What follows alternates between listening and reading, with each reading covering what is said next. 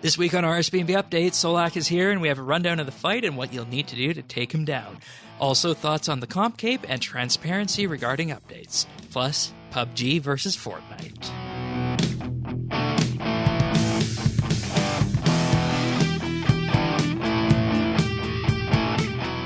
This is RSBANDB Update, episode 673, recorded Thursday, May 31st, 2018, Getting Solak'ed.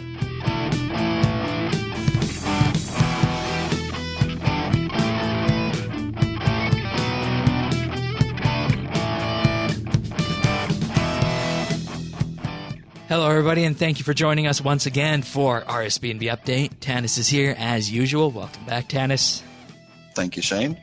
And this week, Jagex released this big tree of a boss called Solak'ed, and I have 120 farming, and you would think for someone who is involved with farming and wood cutting, the idea of fighting Solak'ed would be easy, but no.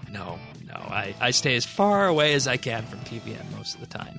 But that's not a worry, because this week joining us to help with Solak'ed and in general new to the RSBANDB Update and Informer team is David, and he's going to be taking us for a run through this boss and explaining some of its mechanics. So welcome aboard. Hey, my name's David. I have been doing a lot of Solak'ed the last few days and have had very little sleep. So I will definitely do the best I can to remain focused. But I did thoroughly enjoy myself, and aside from a few bugs, which is expected with any software update, Jagex or no, it seems like there's always something that gets overlooked, no matter how large your QA team may or may not be. So other than that, I think it was very successful. Yeah, and I mean, we'll talk more about the bugs after, and I can kind of see why the bugs would have come in because of this, because I mean the boss is indeed limited to 7 people, and the pool of people they can pull in to fight that boss is relatively low. So, I mean, I guess that's one explanation for it, but of course there'll be people as well who, in general, are never pleased with what Jagex puts out and the bugs that come in with that. Cranky tanks. Yeah, and I mean, some of them this week are pretty big, but we'll get to that in a bit in terms of some things that should probably be changed going forward, I think, with this. So I guess we'll get this discussion on the road, but first, basically what we're going to do is we're going to go through a brief overview of the boss fight.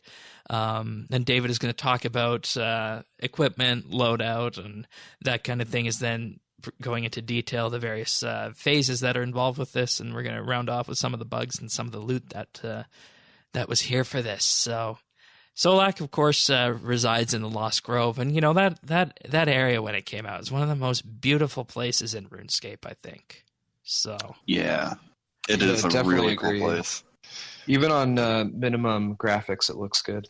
Yeah, and that when you think about it, that it doesn't look like RuneScape, right? But lo and behold, here we are playing this game, and this was brought to us, and I think it has the potential to be one of the most immersive bosses with this, because those of you guys who have played The Witcher before, and you read the news post, you'll see that Doug Cockle, who voiced numerous characters in the Witcher video game series, actually voice acted this boss, believe it or not.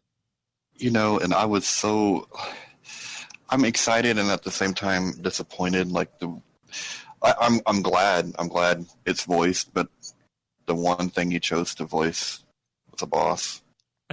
Well, that's really fair. I will say that in terms of the amount of voiced content, it's way smaller than even the smallest bottle quest would be. So I can kind of see in that sense. Next Angel of Death was also voice acted, but there's maybe 10 lines of dialogue total. Which wouldn't even get you through the introduction of a quest. So I think resource-wise, it's just way less than it would be to voice a quest. Yeah. And I mean, I think they can afford to do it for these one-off situations like that. So, all right. So let's have a bit of a brief overview here on how the boss works. So you go to the Lost Grove, and you talk to Mirthiel in the center of the grove, and that's where the boss fight begins. So I'll let you take it from here, David. So what happens once you agree to that fight? Yeah, so you select either duo mode or regular, and their mechanics are all exactly the same in duo and the normal mode, but obviously there's significantly less HP that you have to bring down in the normal. So it's 3 million versus 7 million in terms of his overall health pool.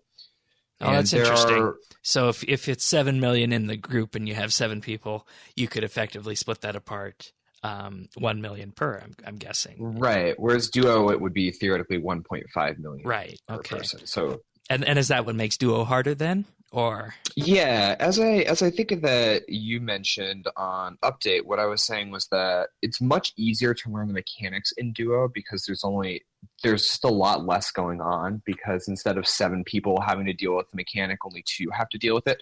So if you want to learn the basics, I think that duo is much easier in terms of getting rotations down or getting an understanding of how the mechanics work.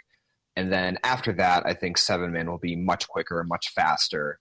And if they have the same crossbow rates, I'm not sure what'll end up being the meta, but I think that 7man is much easier once you know exactly what you're doing, and certainly far quicker. yeah, and I imagine it also becomes easier if you are talking to people in voice because I mean when you have a boss this big, you probably don't want to be going in with just text chat, I'm guessing. Yeah, it'd be extremely difficult, at least learning the boss without voice chat. It's not like next Angel of Death, where mistakes just cause you to take a little bit more damage.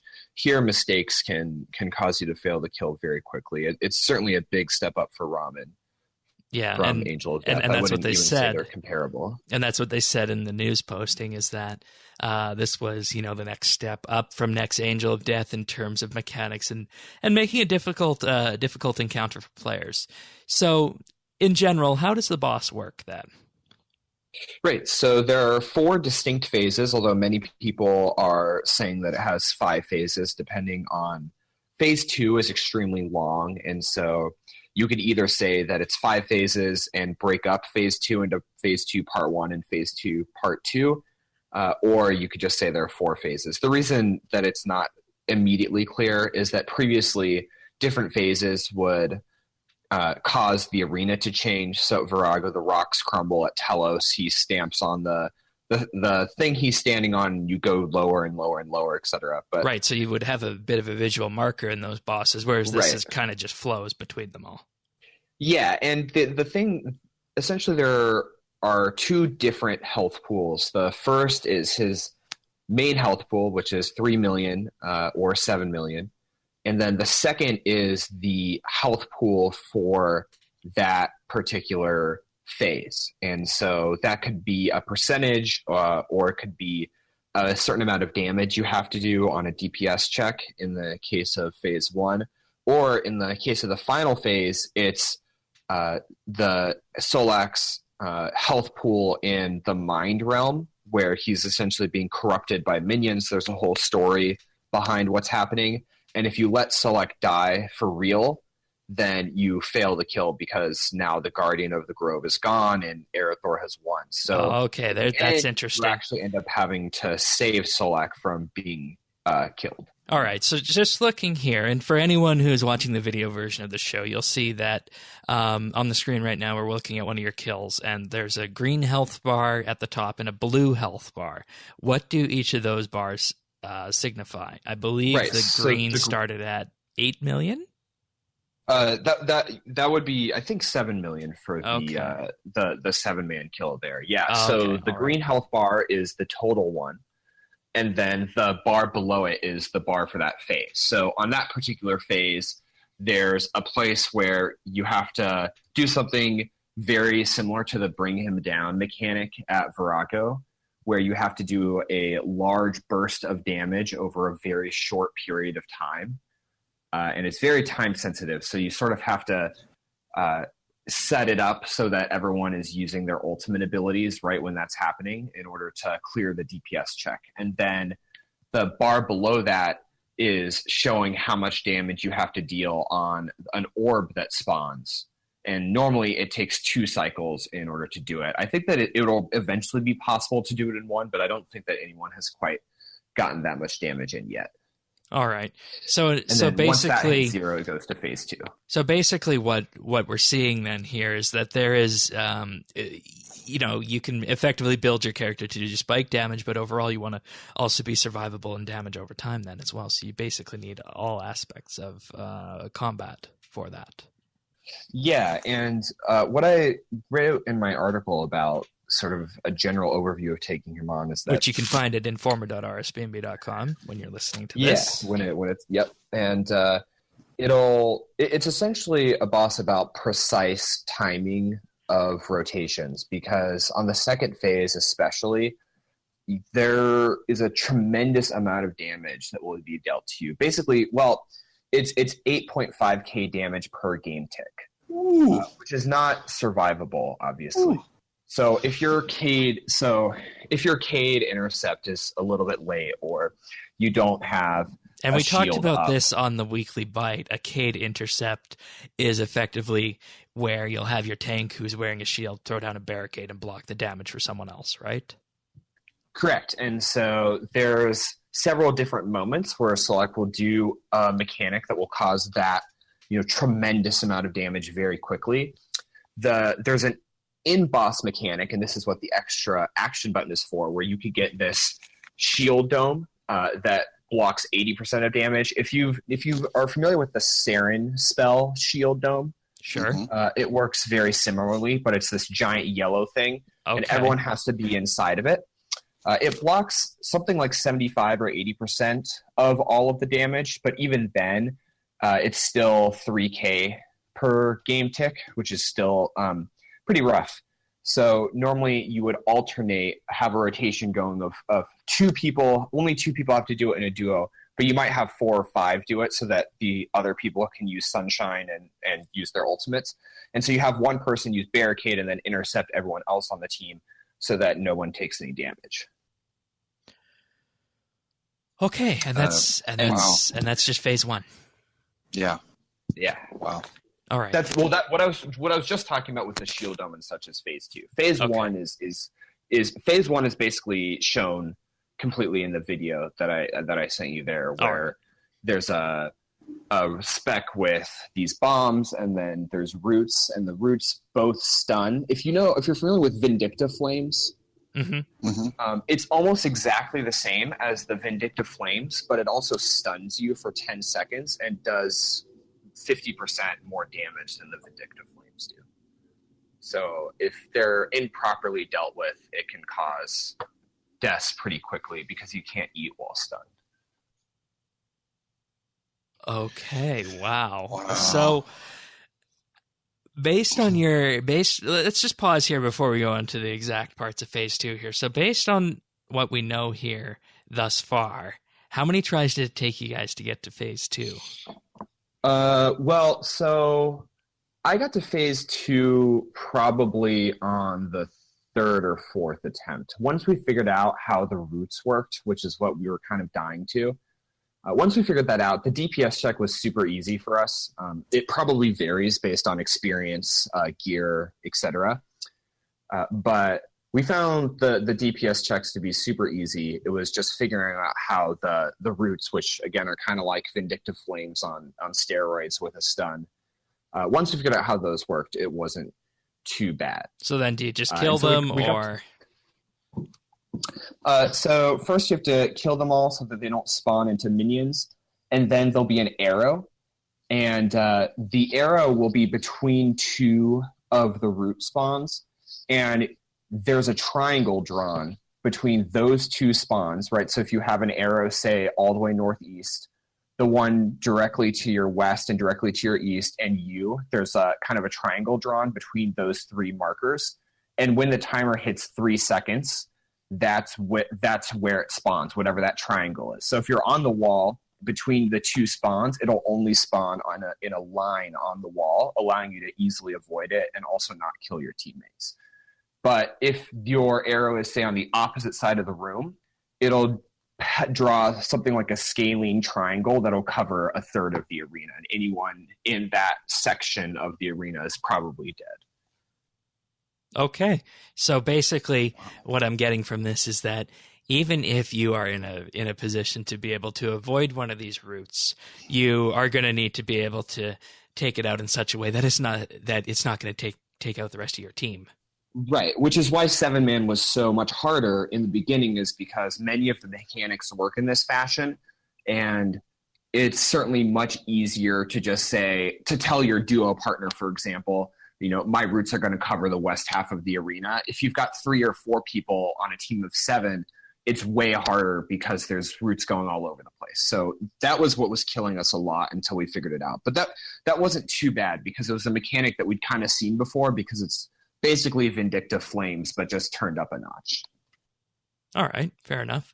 And I was looking at the phase 2 part of the video here, and you can definitely see that the routes and the triangles and whatnot do not appear in the 2-person boss fight compared to the 7-person boss fight, because it's just a different split based on the number of people that are there. So I definitely see that now. All right. And I guess this goes into what you're saying, that it makes the duo easier for learning the mechanics and whatnot. So yeah, absolutely. All right. So looking at that now, moving on to phase 2 of the boss fight, what happens in phase 2? So phase 2, the difficulty really gets cranked up a lot. There's really a big difference between the two. And I noticed that it now says that begins to lose control of the mind of Solak'ed, and now we have a purple bar underneath the green one. And so that purple bar, and it should read a percentage rather than a number. Yes, it does. Right, and so your objective is to get that percentage down to 0, because your objective is to make it so Aerithor completely loses control of Solak'ed's mind, because you're trying to rid Solak'ed of the corruption. All right. Now, you said you don't want, maybe I heard this wrong, but you said you might not want him to lose total control over Solak'ed. Well, that's essentially what happens towards the end of the fight. Is once Aerithor loses complete control, he decides to just go nuclear and attempt to kill Solak'ed. And so you have to protect Solak'ed from being killed by Aerithor after he loses control. But we could definitely talk about that. All right. So let's go through phase 2 then, since we are now talking about making Aerithor lose control of Solak'ed. Right. So part 1 is everyone gets something called blight stacks. So I didn't Google the term, but I'm sure it's some sort of corruption, like Aram the Blighted is the Barrow's brother, for example. Yeah. And so Marintel has the ability every so often, maybe it's every minute or so, to cleanse you, to rid you of those blight stacks. While you have them, you take an increased amount of damage based on the number that you have, and it can be quite substantial. We think it's probably 1% increased damage per stack, but you could get up to 40 or 50 stacks pretty easily. At that point, it's quite dangerous. Yeah, I'm seeing here people being hit for upwards of 1,400, and this is only with a small level of stacks, less than 10. Yeah, exactly. And so if you get to 50, it's usually 3.5K, 4K. How does that make you feel, Tanis? I'm glad it's not me. Glad it is not me. Well, thankfully, Marintel's there to clear them for you whenever they start getting too high. But if you notice, there'll be 4 column-like purple pillars on that phase. Anima eruptions? Correct, anima eruptions. So the objective here is to destroy those pillars and then stand on a blue circle that emerges. And then you get sent up into the above. And there's an orb that you kind of click on in order to help cleanse Solak'ed of corruption. And the more blight stacks that you have, the less healing you're able to do. And if you get over 40 blight stacks, you actually start adding corruption to him rather than removing the corruption from him. Oh, jeez. So you have to make sure to be very careful to keep your stacks under control. And so the current method for duo that is best is you get the pillar low and then clear your stacks and then go up to make sure you're cleansing the maximum amount possible, so you could do it as quickly as you possibly can. All right. Now, what is this Anima Storm? The Anima Storm, and is that when in the video? Is that when I'm up in like the clouds with an orb? Yeah. It's a big. So that's the cloud orb that thing. you're attempting, right? So that's the orb you have to go cleanse, and you get kind of transferred there. And then when you're dropped down, it's really important to surge south as soon as possible, or have someone barricade, because you get dropped down into this purple poisonous gas where you both take blight stacks and also take very large amounts of damage. And that I think that's where a lot of people died on that kill, because the video I sent you is one of the very first. Yeah, that was phase 1, and I have a duo of you doing phase 2. Right. Yeah, and I think that's right. My timer cut off, or my recorder cut off after 15 minutes. I think is what happened. Right. So there are 4 pillars. You have to kill all the pillars. If you manage your blight stacks properly, you only have to actually go up on 2 or 3 of them. If you manage them poorly, then you have to go up and cleanse on all 4 of them. And then after that, it's headed to either phase 2, part 2, or phase 3. Again, there's people are calling it different things. What, in your opinion, is the best one to call it? I'll just call it phase 3, just because it's easier, because it's an entirely different set of mechanics. All right. Now, I have a question with this. In phase 2, it doesn't look like you guys are actually dealing much damage at all to Solak'ed. Almost nothing. Part of that is because we're not, at that point in recording, we weren't super good yet. So we were just trying to stay alive, basically. The second part of that is that phase 2 and 3 are entirely time-based. There's no need to damage at all. You could just camp your shield the entire time, and it won't make any difference in terms of succeeding. And that's because what we'll call phase 4, for the purpose of this discussion, you're able to do all of that damage back to him, because you'll have plenty of time. You'll have plenty of time to catch up on your damage on phase 4. Yeah, I think you've been going for about 3 or 4 minutes now, and you only got Solak'ed here down to 97% corruption. So, well, that bar is filling. That bar should be filling up. It should be, yeah, you're right. It's going down to 97%, and then it'll continue. Now it's dropping down again. And now, I mean, obviously, you said the recording cut off with that, and now it's going down relatively quickly. How long would you say that phase 2 took? Phase 2 is the quickest, and that's why a lot of people are thinking that all of that is phase 2, because if this is phase 2, just the pillars, then maybe 2 minutes or so. It's by far the fastest one. All right. So because you just have 4 relatively low, right, and then the pillars that you have to destroy, and then phase 3 is reducing the corruption bar. Right, exactly. I don't know. I mean, you could definitely call it all phase 2, because there's one bar there that would probably be the logic for doing that. Yeah. But on the other side of it, you have two different mechanics entirely, so it very well could be 2 different phases. So. Yeah.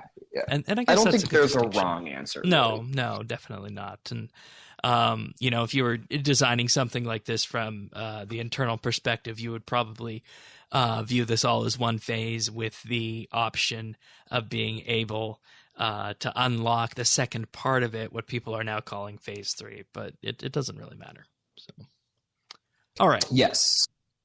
So we get him down, and you get this purple health bar down. Then what happens?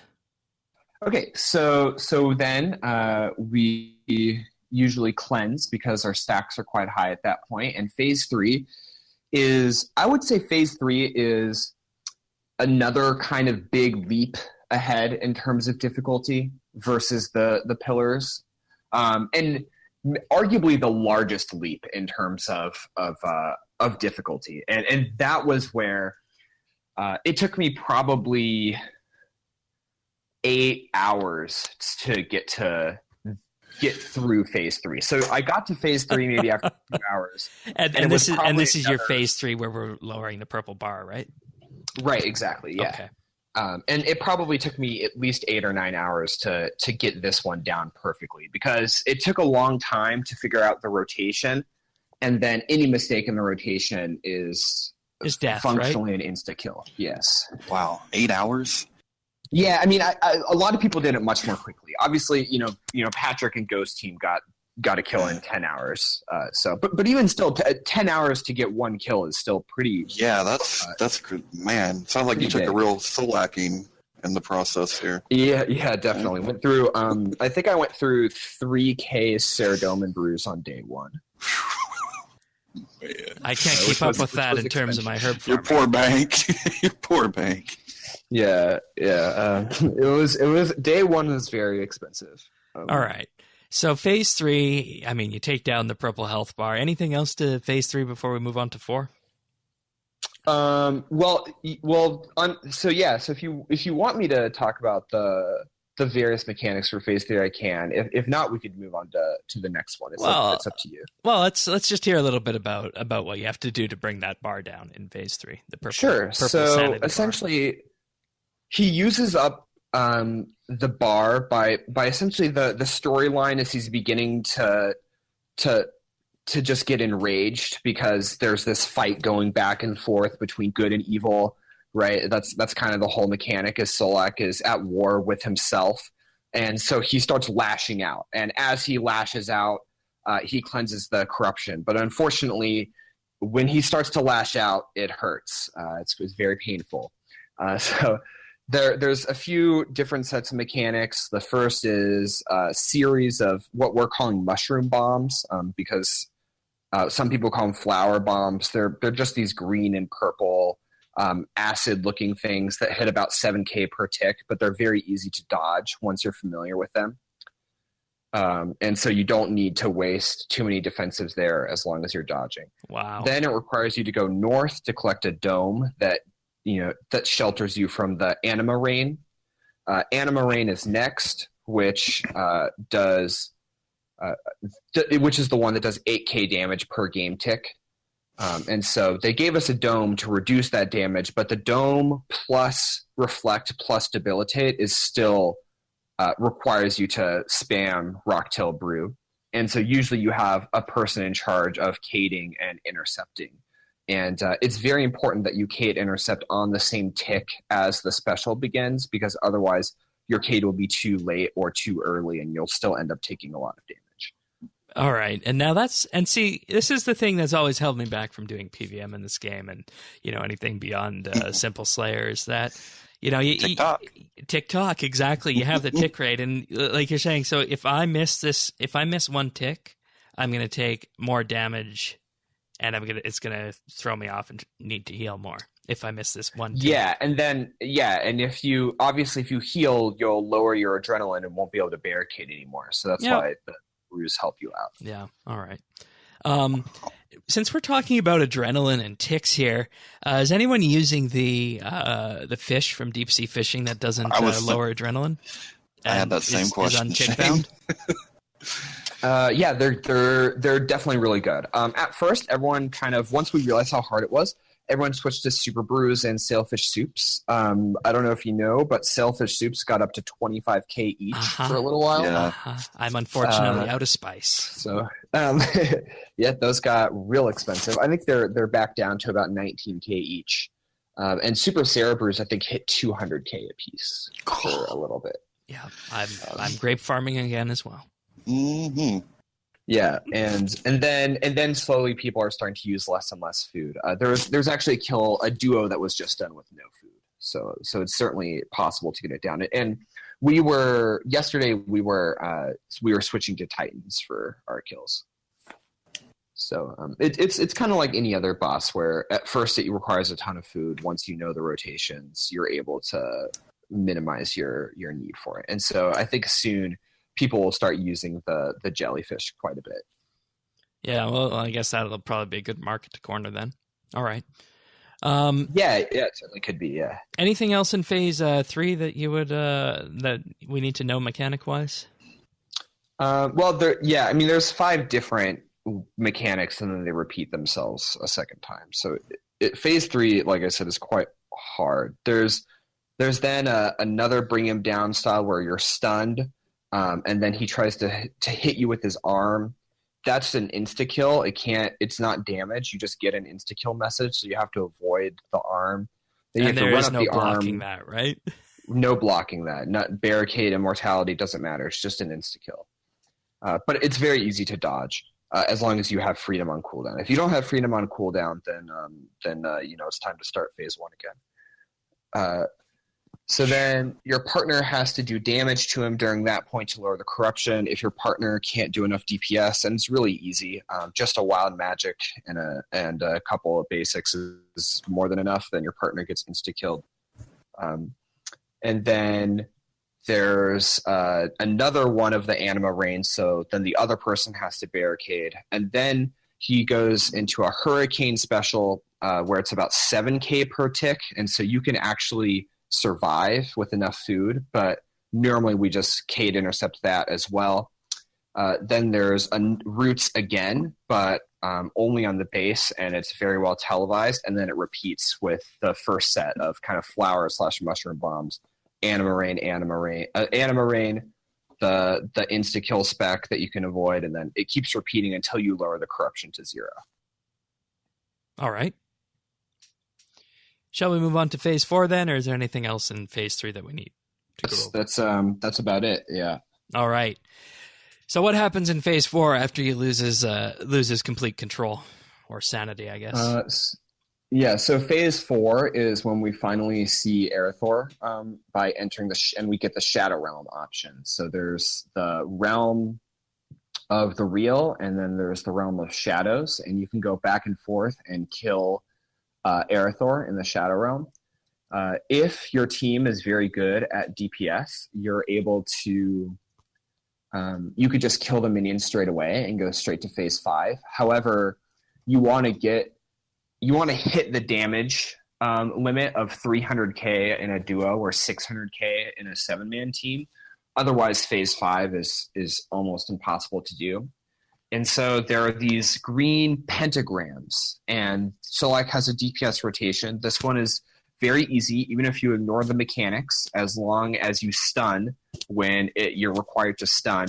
You could do it with either no food if your rotation's good, or a limited amount of food if your rotation's bad. So and this you phase said 500,000? Yeah, the minion has 500,000 health. And you want to get Solak'ed to 600,000 health if you're in a 7-man, or 300,000 health if you're in a duo. Okay. Because after that, there's a damage cap, and that's where the bug came in, was people bypassing the damage cap in order to easily do the final phase. All right. And so, I don't know. You think that's a good time to talk about this right now? If you want, it's totally up to you. I'm not sure if you wanted to talk about it. Well, let's finish this phase first. How we're going to take it down these 500,000 life points, and then we'll go into the bug that people were abusing to get past this. Sure. So there are 2 options for phasing. One is to turn every single pentagram from green to purple. This will give you far more time to get him down to 300,000. Or DPSing the minion DPSing Aerithor is a much faster way to phase him. So once you get to 300k or 600k, or if you're confident you're going to get there in time, then you could just get Aerithor to 100,000 and it'll immediately go to phase 5. And so basically, depending on how good your DPS is, you can either do the slow method or the fast method. And right now, most people are doing the slow method, but a lot of 7-man teams have managed to get their DPS high enough to do the quick method. And it lowers the kill time by a lot, maybe 7 or 8 minutes. Yeah, and I'd imagine that's what you'd want to do because, I mean, when you think about it, you just have, in theory, if you're not using the Steel Titan, you just have, 32 extra slots you can bring with your familiar, and that's it. So yes, plus 32 is the max. Plus 28. So, I mean, you definitely want to shorten that time then. All right. Yeah, it's definitely good to shorten the time, yeah. Okay.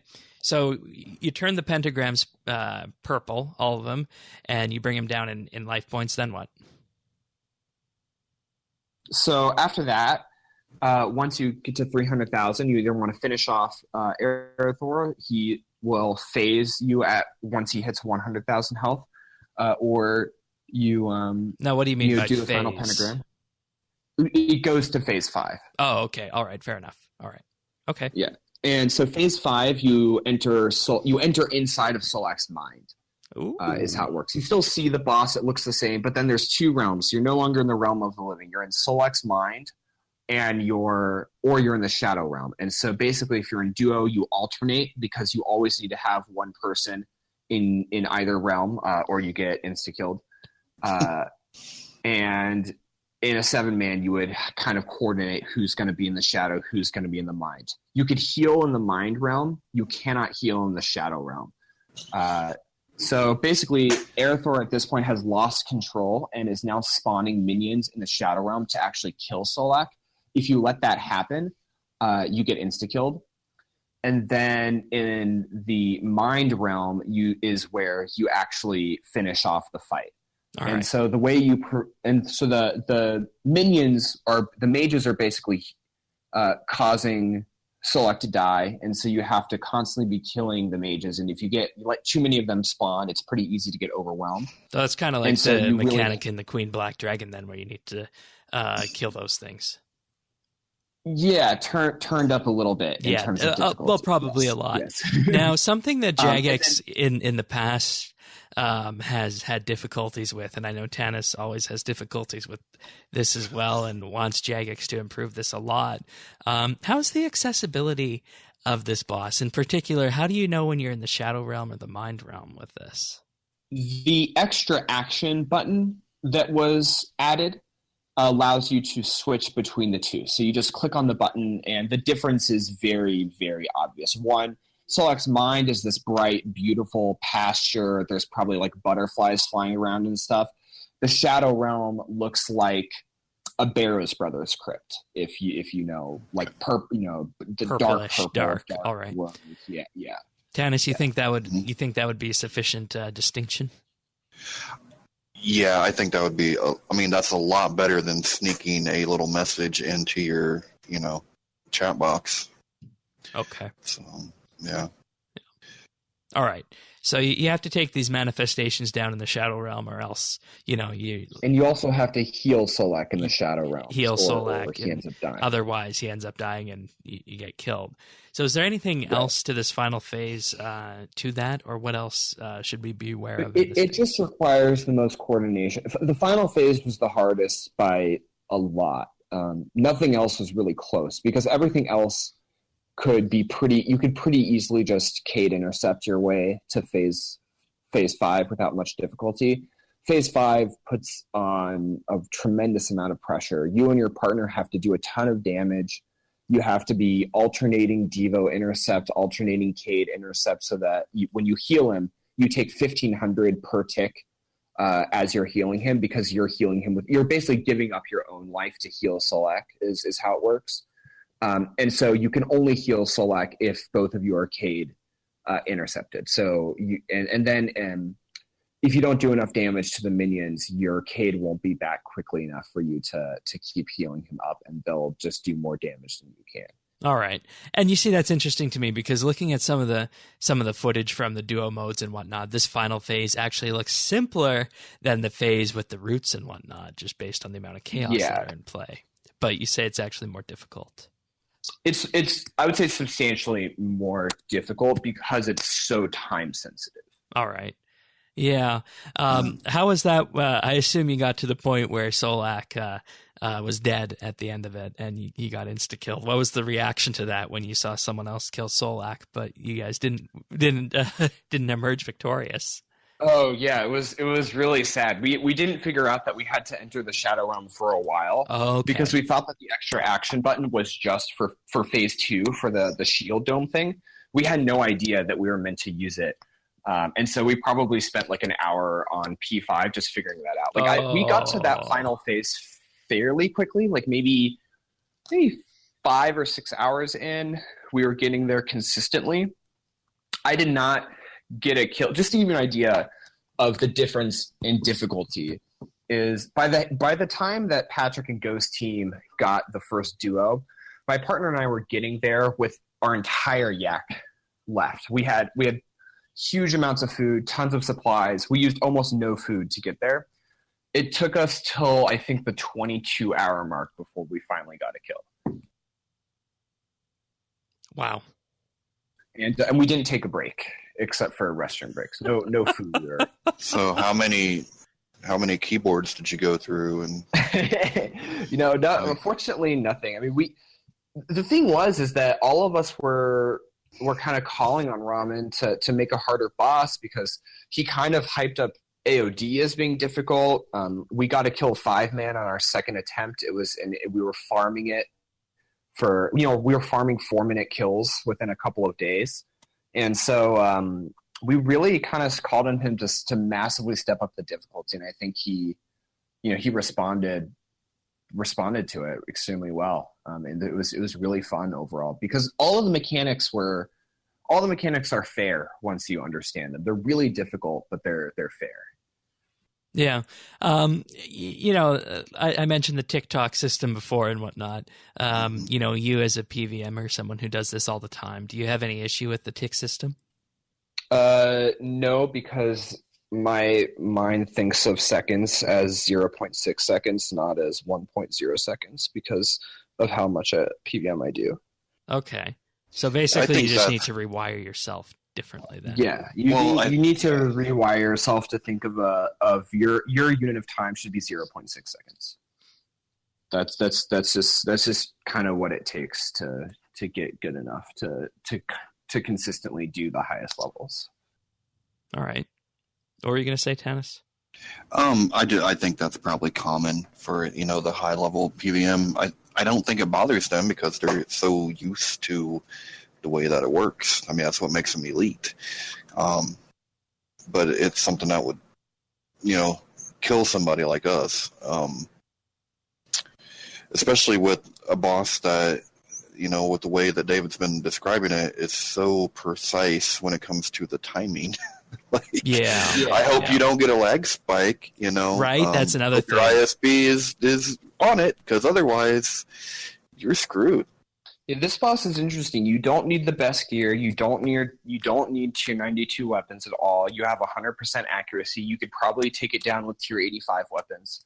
Although obviously it'd be more difficult, and it would take longer. Clearly easier with best in slot. Yeah, and it would take longer. You don't need maniacal. You don't need a 4-tick auto attack. None of that is at all necessary. All that's needed is for you and your duo partner, or you and your teammates, to just be extremely precise, and you'll get through it. And that leads to my next question. I mean, I assume you brought the top of the line gear when you were doing this fight, right? Yeah, everything best in slot, and we both 4-tick auto attacked the entire fight. Okay. Yeah. And go ahead, Dennis. Are you doing in a duo? Do you have a DPS and a tank, or are you both trying to DPS versus a 7-man? So there's a main tank. So there's someone who's a main taking melee hits, but the DPSers are still taking ranged hits, which hit quite high, and so. The only difference between the tank and the DPS is that the tank is someone who has to do the same amount of DPS but just takes slightly more damage. Like it's like any other boss. So for example, the bomb tank at Virago is responsible for doing exactly as much DPS as the DPSers are. There should be no difference assuming your rotations are perfect. So then is that like, are we talking ecto, like raid gear, or So what we've been doing lately is we have full acto on and bring a tectonic switch for the DPS checks to make them easier on us. Okay. Because as I said, once you figure out the rotations, you don't really need to eat. But the defensive resets are so valuable that it's worth bringing acto, at least at this stage, in my opinion. Okay, fair All enough. right. But yeah. Definitely, defensive armor is only good if it's full acto, though, because it's only useful for the resets. You mean tank? It's not. You don't need it for the. Yeah, tank gear. Yeah, tank gear. You only need it for the resets. You don't need it for the extra absorption or anything. That stuff doesn't really matter. You just need it for the resets. And food-wise, Ceridome Brews, Super Restores. I'm assuming the highest overload potion you can get, and Sailfish Soup. Supreme probably. Overload salves. Yeah. Sailfish Soup. Yeah, and. So yeah, I mean, we switched to regular brews and sailfish after a little bit because once you figure out phase 2 and 3, you don't really need food. Okay, it's just yeah. So it's safe to say then that the brews are going to be the constant thing going forward for this. Yeah, brews, jellyfish, and sailfish. I think are. You hear that, everyone out there? If you're listening to this very early on, that's the market to corner in these couple days here. All right. So, we mentioned that you had I'm guessing did you bring a yak or a mammoth? We used a mammoth at first, Okay. and still using a mammoth. Like the difference in money just isn't really that relevant. It's very unlikely that the difference in getting a kill versus not getting a kill will come down to 2 food. But given that the fight takes 20 minutes, if it really does come down to 2 food and you died because you wouldn't spend the extra 25k, that's just, on a fight that, you're using at least a mil in supplies to get a kill, if not more. Yeah. So there's no reason not to just use a mammoth. Yeah, definitely. All right. So, you mentioned you don't need the full aura. You probably don't even need full, tier 92 gear. That's good. I think that is the way things should be going with combat in this game. It should be more about skill and less about what you have and where, the interfaces are, if you know what I'm getting at. And, since that's what the whole idea of EOC was designed to fix, I think that's good to have a boss that is heavily reliant on actual skill and communicating with your teammates rather than, just best gear and knowing some kind of UI trick throughout the way. It's the first high-level boss in the game's history where accuracy is not the difference in getting kills versus not getting kills. And now is just tremendously good. I think we should explain that. Why do you have 100% accuracy? Because they made Solak'ed's defense extremely low, which means that your hit chance is super high. So at Virago, for example, your base accuracy with tier 92s is a little less than 70%. Whereas at Solak'ed, your base accuracy with tier 90s, with no aura, no boost, no overload, is still 100. All right. Because this fight isn't about doing as much damage. Why do you think they did that? Because Ramen didn't want to create a fight like AOD where the boss could just be brute forced with huge amounts of damage. All right. Because the boss is more about, like I said, precise timing of rotations, and it's not about just brute forcing. Like, for example, AOD, entire mechanics get skipped because our damage output is so high that we phase it to the next part before those mechanics can happen. All right, fair enough. And, this is what I want to point out to everyone, going back to last week's Build a Backlog poll, is there was that option to rework accuracy and defense. And in that episode, I said that this is perhaps one of the biggest things that could come to combat since EOC, and perhaps maybe even be bigger than EOC. And the reason I said that is because there's so many unintended consequences with doing that. And when you look at it this way now, accuracy and defense and a rework for that, if you're going to have 100% accuracy and you're going to be constantly hitting, you could even have overflow accuracy here in the case with Solak'ed, they would basically need to redesign the way this boss works if that accuracy defense rework comes in. Well, I think that the best rework idea was where if your accuracy is below 100, rather than, seeing a shield come up where, it's a splash, instead you just get a very low hit proportional to your accuracy. So if you would be simple. For example, at Virago, when you get hit by a blue bomb, it can either splash on you or hit you. If it hits you for full damage. If it splashes on you, it hits you for half damage. So if they just use that system for determining accuracy, I think that would be far better, because it's honestly just frustrating. And it's RNG based. Maybe you need to really get some damage done and you just happen to splash all 4 hits and asphyxiate, because, it's RNG, so it can happen at any time. And so now the 4 hits out of 50 that you splashed all happened in a row, and you just die because of that. And it's just frustrating. And so I think that a system where you did damage but just had it reduced would be a far superior way to handle it. All right. So you mentioned that you did inevitably switch to a Steel Titan, and this, caused a good number of people to realize that, hey, we can utilize this, and we can use part of the Steel Titan mechanics to, in effect, skip part of a phase and get an easier kill.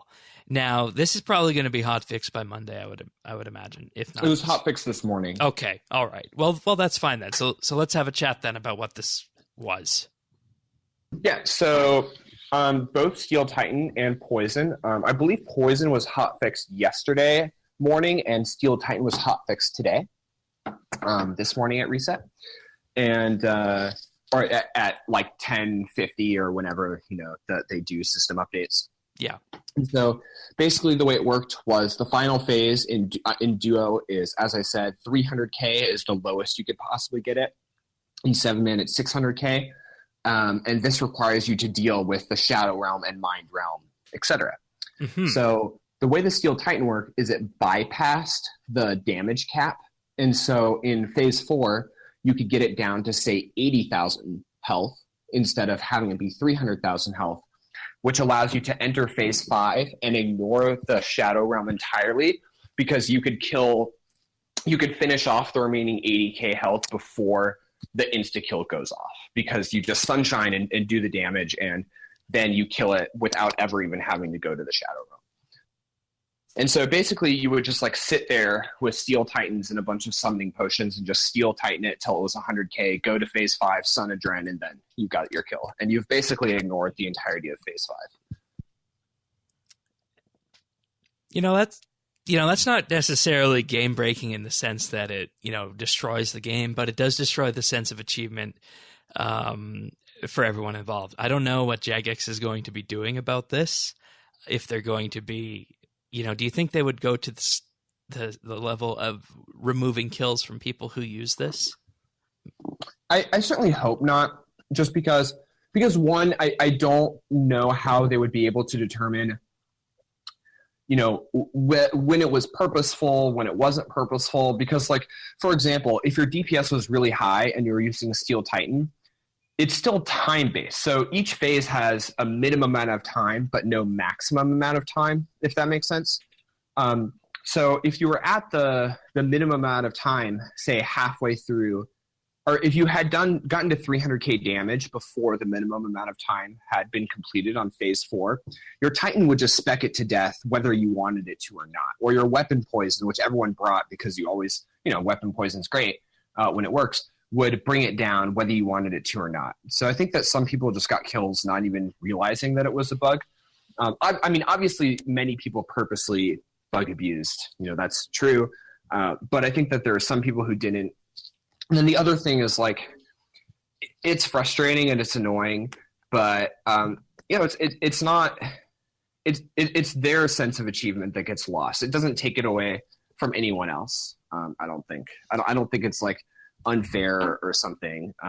Because it's not like it's impossible to do Phase 5 without it or something. It just took an extra 10 hours of trying. But once you figure it out, you figure it out, and it got patched within 2 days. So I think they really limited the amount of damage that was done, and arguably it's unethical, and I mean it probably is, but I hope that they just try to make sure this sort of thing doesn't happen in the future. And if you looked at what happened with streamers, is there was a streamer, and this is on Reddit, who was doing that while streaming, and Mod Harrison kicked him out of the kill and then PM'd him and said, I wouldn't recommend doing that again.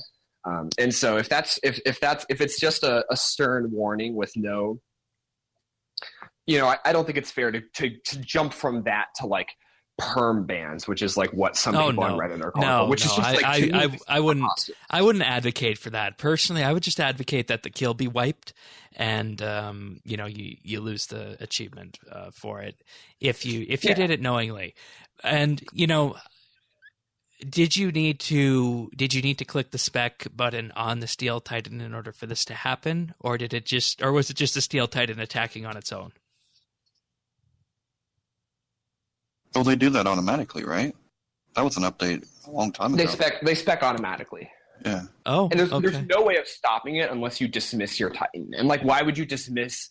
If you see, your Titan like wrecking the boss, why would you dismiss it? It wouldn't make sense. Exactly. Like who would ever do that? It's like, oh, I feel bad. Like the boss is dying too quickly or something. Like, I don't know. Like maybe you would, but I certainly didn't. Like it doesn't sound like it's something here that could be abused knowing it. If you just had a Titan, you got this extra little benefit along the way. So yeah. And Yeah. I think it's unfortunate because it does allow for an entirely different skipped phase, but I think 48 hours is a good time frame to have it fixed by, so that's good. Yeah, and poison was fixed in 24. So I was actually super impressed with how few bugs there were. And so there's one other bug. I took a Giazzo GIF of it and put it in update. I don't know if you saw that. Oh yeah, right. But there's a part where you literally get stuck in a tree. Like there's a tree in the arena, and you just get stuck in it, and it puts you in a different plane. So like, you know how sometimes when you're in a dungeon, you could see a dungeon like way across the way can see that it below be you or something else like that. Yeah, so it literally puts you in a different plane, and you just sit there and just like watch your partner try to solo. And that happened to me twice, and I was just like, "Oh, come on, like please, like what is this? This is not okay." And I assume you can, and I assume you can still die when you're in that when you get shifted off there. What was really, really sad is that he could attack you, but you can't attack him, which is just so unfair. That basically, yeah, that is Solak'ed bug abusing is what it is. Yeah. All right. Okay. Initially coming in here, I didn't know that it was something that couldn't be. I thought it was something that was easy and you could have a choice if you were to abuse something like that. But knowing what I know now, I think that's just a bug that worked in, and you really can't penalize people for abusing that kind of bug because it's just there and it's something your familiar is going to do. So. Yeah, exactly. And it's like, and also like the notion that people should be punished for getting good enough at the boss to switch to Titans. Because I think that my guess, and I could be wrong, is the reason it wasn't QA tested is that they just didn't believe that people would be able to get to switch from Yaks to Titans so quickly. So I'm thinking that maybe it just like slipped their mind. I could be wrong on that for sure. My guess is they were never good enough to do Titans. Honestly, I can't believe they actually pulled off a kill. Well, do you remember the time frame they said that we would get to within a few months? So didn't they say get it down to like 20 would be an average 7-minute? Yeah, so kill? we're getting 12-minute kills regularly. Okay. Yeah. So that again, this boss is really challenging, really fun. They did a phenomenal job. 10 hours for the first duo is really impressive. Like we're getting 12-minute kills consistently. Mm-hmm. Okay. Yeah, I think that really at the end of the day, that one's on Jagex. I don't think you can penalize people for that. No, definitely not. And why is that any different than, David just said, if your team's good enough at DPS and you can bypass whole phases of AOD, is that bug abusing? No, it's just it's just bad design. Yeah, okay. So when the Magister came out, at 50k HP marks, if you don't kill it fast enough, Magister spawns minions. I had people PMing me, asking me, how do you survive the minions? They keep wrecking me. And my only response was, what minions are you talking about? I never saw the Magister minions because I killed it too quickly for the minions to spawn.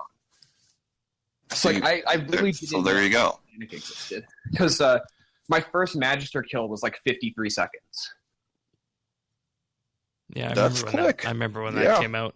There was talk about that. All right, so how is this boss why are people gonna fight this? Are they gonna be fighting it for these Blightbound crossbows that are coming out, or what? Yeah, that's got to be the only reason. I mean, you're right now, the loot basically pays for your supplies and not much more. So I think the best drop that I've gotten so far was 5 Sirenic scales, which pays for like one attempt. Yeah, or at least it did, from yesterday. Obviously, we're using less food now. Yeah, and I'm just looking at the drop table here.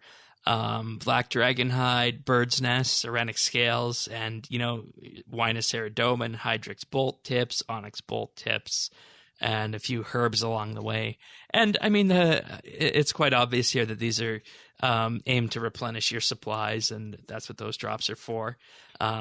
There is also Runite ore on this list, though that'll probably be changed with the mining and smithing update, I'd imagine. Why would they even do that? Why would you even add that just to have to take it away? Why. Yeah, I agree with you for sure. That was a little odd to me. But yeah, basically you're just fighting them on the chance that you get a crossbow. The first one sold for 4 billion. The next few, right now they're right around 2 billion gold, which is kind of a nice split for Duo. I don't see it being even close to as good money as Telos was. Telos is still maybe 65 mil an hour if you're good enough. That's my average is right around 60 mil an hour. So I think it's not going to get nearly to that level unless you get quite lucky with crossbows. And over time, they'll probably stabilize around 1 bill. So it'll still be very solid, but I think you're looking more at 30 mil an hour with consistent kills, not like AOD, which was over 60, or Telos, which is still over 60. So you're still breaking even, though. I mean, if you get... That's utterly insane. Well, yeah, I mean, that seems really low to me. Like, Yeah. Yeah. And I mean, and I guess the question I have is the crossbow enough of a reward for this and the fight itself to keep people coming back, or are people going to abandon this because, hey, I can't pad my bank with this boss? I think that it depends. I think that if there's a strategy that emerges that utilizes ranged and that becomes the best method, they could go up. And if there's like a new boss that comes out where ranged is best, maybe. I don't see that happening because they left 4-tick AA in place and have no plans on changing it. They're officially endorsing it, actually. Yeah, we saw that last week. Yeah, I don't see ranged overtaking Magic anytime soon for that reason. So yeah, I think the reason to do the fight is because it's fun and just to go for the pet. I think a lot of people, once they get their IFB back or once they get pet, will probably go back to Telos. But it's certainly the most enjoyable fight since, as in terms of a team effort, it's probably the most enjoyable fight since Virago way back in 2013. Well, and that's see, good. now, in Virago, though, it had that reward system where you were walking away with something. Like, you might not have gotten the big drop, but you walked away, with something.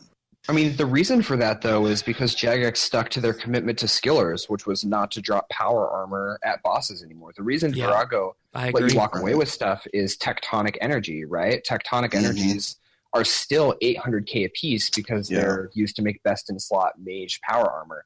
If Solak'ed dropped the tier 92 equivalent of Sirenic scales, then you bet it would be unbelievably good money. And that's a good commitment that Jagex made. That is a good commitment. And while we're on that topic, looking at the drop table, I would definitely strike the rune ore and the rune two-handed crossbow because why does this thing need to drop 50 odd rune two-handed crossbows? That makes zero sense. It drops Cadentine, Irit, and Quorum in terms of herbs. And I honestly think we have enough herbs coming into game from the Slayer skill right now. I don't know why those have to be on the drop. God Rules Dungeon 2 is bringing that just really upped it, Yeah. Rune bars as well, that's going to have to go. And Hydrix and Onyx Bolt tips, these have come into game from clue scrolls and drops to the point where we're forgetting that these come from actual gems. And I think it comes down to what we talked about when those bolts came out. The Hydrix bolts are the red-headed stepchild that no one wants, because who's gonna use Reaper points to get a Hydrix and chop it up? Well, exactly. We use Hydrix Backminnow bolts quite a bit. So it's definitely good to have a supply. Yeah, well, you just get the tips now from everywhere. Right. Yeah, exactly. Yeah. And obviously no one would ever chop up a 30 mil gem to make some bolt tips. It's just there's no scenario where that could ever 2 mil per auto attack. That'd be expensive. I'm a little bit disappointed that the Wine of Saradomin is on here. Did you guys get any of those drops as well? I haven't had wines yet. I've gotten a lot of scales, a lot of nests, a lot of dragon stones, and some herbs. Yeah. All right, fair enough. But it's rare, as you can see on the wiki. That one's rare. Yeah, or whatever that means. Jagex's quick FAQ. Can I insta-kill Dart Solak? No. Will Solak be added to Reaper requirement? Yes. Are there any comp trim Master Quest Cape requirements? There are no Master Quest Cape requirements. However, as Solak is a new boss, he'll be added to the Reaper comp cape requirement. And we're going to talk about that in our first question here in just a moment, and determining how that should be. Jagex says the average time for a kill was 10 to 15 minutes. You guys are already there, so that's good. Practice mode. You guys use practice mode or just go straight in? Well, first we went straight in. We realized very quickly that this was no AOD, and we switched to practice mode. Okay. Yeah, so our strategy going in was just to try to brute force DPS everything and ignore all the mechanics. Ramen wasn't joking. That is literally impossible. It cannot be done because no matter how high your DPS is, there's a minimum time per phase regardless. All right. Well, I think we can move on to the questions, but first I'll ask you, where are we in 2 weeks, 2 months from here? Are people still fighting Solak? Oh, definitely. Because there's... You have to remember that a lot of the people fighting Solak are now Solak pet off IFB, and they will continue to farm it until IFB? they have the title back. Yeah, Insane Final Boss. Okay. It's for having every single boss pet in the game. Okay. I personally don't understand the need to hunt a title like that, but that's just me. I'm pretty close. I need 3 or 4 pets, and I'll have it. I've got all the hard ones. That makes you a genuine badass if you got IFB. Yeah, exactly. Yeah. And at the very least, people will just do it as long as it's new and fresh, because it's truly super, super fun. It's the AOD was not that fun. It was basically a DPS dummy with some voice chat. I mean, it really you could really that's what I remember hearing seriously about. ignore every mechanic, because especially back in the continuous days, we were getting 3-minute kills. It was ridiculous. But even still, it's just kills are so fast that it's just like fighting a DPS dummy where you have to eat every once in a while. Telos was genuinely enjoyable, and Solak has been genuinely enjoyable. Something I write about in my article is that my 3 favorite bosses in the game by far, and I would say that this is consistent across high-level PVM, are the 3 Anima Mundi bosses, Faraco, Telos, and Solak. That series of bosses is really where everything just gets kicked up to the whole next level. And that's why I think those are so well-loved. All right. Well, before we move on to the questions, just a reminder to everyone that beginning of every week, Monday, or if the update comes out on Tuesday, as it did this week, you can find the weekly bite at youtube.com/RSBANDB, and that's where we give the brief rundown of the events of the week. And David, you helped with that, actually. You provided the tips that we went with on the weekly bite, and people seem to enjoy this video. So if you guys those are all still true, by the way. Yeah. So... Yeah, they held. You guys want to have a look at that? You can find it at youtube.com/RSBANB. Releases every Monday or Tuesday if that's when the update arrives. So, okie dokie. We're going to go on to the questions right now, and we're going to keep the topic of Solak and PVM alive here in this first discussion topic from Tycho Elf. He says, "Dear RSBNB, Solak has now officially killed over 120,000 players, and probably even more by the time you record this show. The screams of the PVM community will forever haunt the Lost Grove for all eternity." 120,000, you guys. That's a huge number. Yeah, that's huge. You know what would be really fun with that is to see the amount of money that Death made over the last few days. Mm-hmm. I wish that we still had the tombstone, so the Lost Grove would have just been a cemetery. Stones. Yeah. All right. So with that aside, let's turn our attention to the hot topic in the RS community, the completionist cape. There are discussions if Solak should be a requirement, for this prestigious cape. In my opinion, the cape should be awarded to players who have experienced everything the game has to offer. Note how I'm using the word experienced and not completed or mastered. My questions today are, number 1, if you would sum up the completionist cape in a single sentence, what would that sentence be?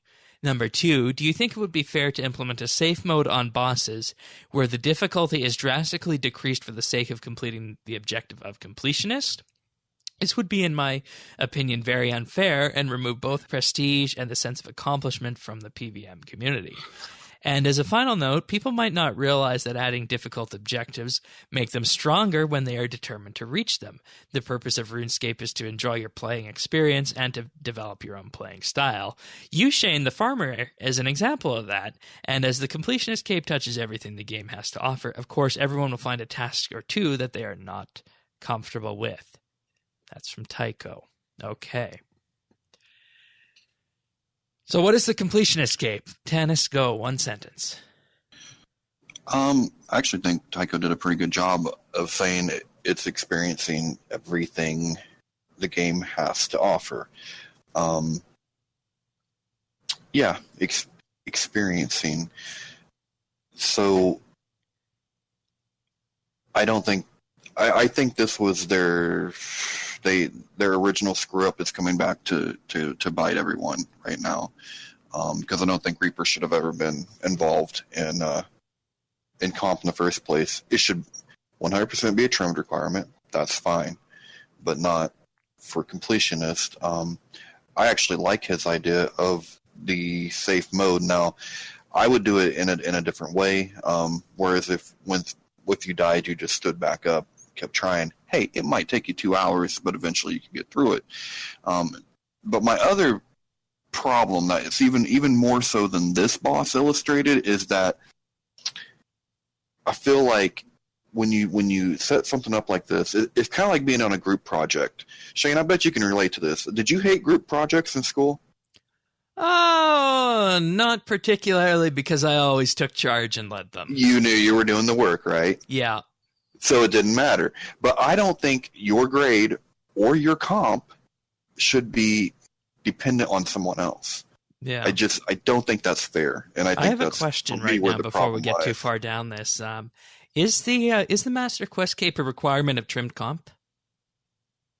No, actually, actually there are some harder requirements on the Master Quest Cape than trimmed. Okay. I had someone tell me that yeah, and you see, highly decorated. I think you can see where I'm going to go with my opinion on this. So, all right, continue. Or if you were finished, I'll pass the floor. I mean, that's pretty much where I'm at with it. I don't think the Reaper title should be in with comp. I think it should be in with trim, and if anything, there should be a mode where you can go and experience the fight and maybe get frustrated, because even if you're getting insta-killed every 5 seconds, it's going to take you a while. You're still going to have to kind of figure out the mechanics a little bit, but I don't know, it just doesn't seem right to me. And you can't do this. This isn't a solo boss. You need 7 people or another friend, so you're dependent, and I just don't like that. I don't like being dependent on someone else. All right. How about you, David? So, in my opinion, the Completionist Cape is a reward for unlocking all tangible benefits that can be obtained in the game. I like this because I think it draws a distinction between comp and trim. So, for example, a Completionist Cape requires you to unlock every quest reward, unlock every journal, because those things have tangible benefits or items. Livid Farm, for example, gives you a set of spells that you have to do. Whereas trim is for things like, say, the statue in your house that you have to complete, or the statue in Prifddinas, or the cosmetic golden armor from Castle Wars, or the Chompy Hunter requirement where you have to notch 4,000 kills on your bow. To me, Reaper makes sense as a completionist requirement because it's kind of part of that, of doing every single part of the game that's not just an additional above and beyond thing where the only reward is cosmetic. I think that for stuff where there's only a cosmetic reward and nothing else, I think that that's where it should be on trim rather than on comp. As for a safe mode, I haven't ever thought of that before. I think it's interesting. Rather than sort of being able to continue through each insta-kill, maybe you would just have an easier mode and a harder mode, with the easier mode just not giving you any loot. I think or something like that, where it's basically practice mode. but the mechanics are tuned down a little bit. And so you for would example, have to get less rewards as well. Yeah, less rewards or something like that. Or maybe if you got a kill in practice mode, that can count, because then your death cost would at least be way smaller. Yeah, that might be a good compromise. Which is a potential thing. But yeah, I think if you could just keep going, like sure, it'd take you an hour, but you could pretty easily get through it without ever learning anything. It would just take forever. And I think it would be better if they did something like an easier version of the boss, which is way more work, or the thing that would be less work is to just let you kill it in practice mode, for which is way cheaper because you aren't paying for death's office every time, and then eventually you have to work through it and get it. But I think that completionist kind of implies what's in the name, and then trim is for those things that are cosmetic, exclusive, or titles, or just non-tangible rewards. Right. Okay. I'm going to start from reverse here and say that, I think the practice mode idea you guys have suggested here is actually a good compromise to this, because it would be pretty hard to implement easier modes of all the bosses in the game. And, this is something that Star Trek Online does really well, is that for, most queues there are 2, and some of them even have 3 different levels of difficulty that you can undertake: normal, advanced, and elite. And you can, choose which difficulty you're going to do. And the rewards are, of course, different. But at the same time, at the end of the day, you are still completing the same objectives, and you're still getting the same storyline from them. And, I think that would be a good thing to have here. But, I think the way these bosses are designed, they're tuned to be very specific, and creating different difficulties levels would probably be a pretty hard thing to do. Now, when it comes to the completionist cape, I think that there needs to be a frank discussion that happens in Jagex about these kind of things. The completionist cape, the master quest cape, the trimmed completionist cape going forward, because there's 2 very big decisions that need to be made. The first big decision is, are these capes, the comp cape, the trim cape, and the master quest point cape? The master quest point cape, by the very definition of it, is a moving target. But are the other 2 going to be moving targets, and should they be moving targets? I think that's a discussion that needs to be had. Now, personally, I think just the way these capes were designed, I don't know how you would make it a not moving target unless you had different tiers of completionist cape. So, for example, let's just say what we have right now in game would form completionist cape tier number 1, and then next year they add a completionist cape tier number 2 with additional things onto it, and so on and so forth. And it kind of ramps up in terms of difficulty, kind of like an aura does. I think that would be one way of doing it. But at the same time, I don't know how you would do a comp cape, a completionist cape, something that is said to be completionist, without having it be a moving target. So that's issue number 1. And I think issue number 2, when it comes down to the comp and the trimmed comp capes and whatnot, and even the max cape to a degree, you guys all rely on these capes way too much. And this is something Tanis and I, we discussed last week. You ain't there yet, man. I'm telling you, your life's going to change. And, I honestly don't think it will change, but I, could be proven wrong in that regard. And I think the second issue is that these capes have become so intertwined with the play style that, for some people it's the fact that you're getting this cape and it's going to be, the premier elite cape to have. But for some people it's a utility that they can't live without. So I think that's a discussion that also needs to be looked at with this. Well, and put yourself in the shoes of someone that is I know. You set up your action bars, you set everything up, and you rely on it. And the comp cape is the best in slot. So you need that to have best in slot. It's the best cape. So, that's... Once you get to those levels, you have to have best in slot. I know we discussed maybe you don't with this boss, but typically that's what you want to have. I don't know. And okay, so say that you have to do all these bosses yourself. Well, then what happens when and even the J mods? talked about this, like, well, over time, the teams will get so good that they could carry somebody. Well, is that fair? Like, is that completing anything? Sitting over there in a corner and hitting a dummy? Well, as that's someone not right. As someone who's probably sold at least 100 comp capes to people, like people pay, we kill the boss for them, and they get their requirement. I don't know how they end up feeling afterwards. I obviously can't speak to whether they feel a sense of achievement or not, but it's certainly very common. Well, I know. I mean, you might expect. Well, I wouldn't care. I mean, I'd pay for it. Whatever. I mean, it wouldn't be no skin off my back. Whatever. But I'm just saying, like, if we're trying to have this like principled discussion, all that, then I mean, should address that too. Like, because they're not, you know what I mean? Like, because there's no difference between that and then going through some easier fight, or just not having it as a requirement because they didn't do anything anyway. But it's a really hard topic, and one of the problems is it's called a completion escape. I think that's the biggest problem of all. And see, exactly, that's it. And you have this lineage going back from when it was first designed. Personally, what I would do is I would remove the Reaper requirement from the completion escape and make it its own cape. Yes. PVM needs a cape. Exactly. They need one. The PVM people will have a cape. The questers will have a cape.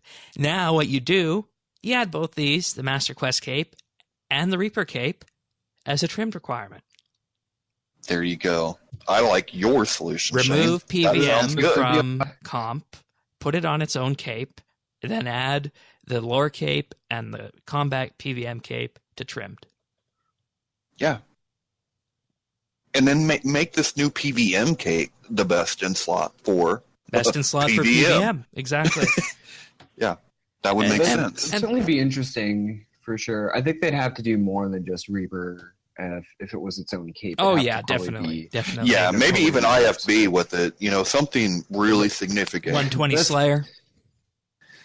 Complete 120 codex. Slayer. I don't know. 120 Slayer would be fine. I don't think that they can realistically put Vitalis on a cape requirement. That sure would be rough, huh? Just because Vitalis is in a class of its own in terms of rarity, nothing else really even comes close even after the threshold. That is true. Yeah. Yeah. It's like 1 in 5K for a boss that takes at least 12 minutes to kill. That's realistically 4 kills per hour if you're doing everything perfectly. How about pretty bad. Would the warden be fair? Yeah, I got warden in a week. That was pretty easy. So.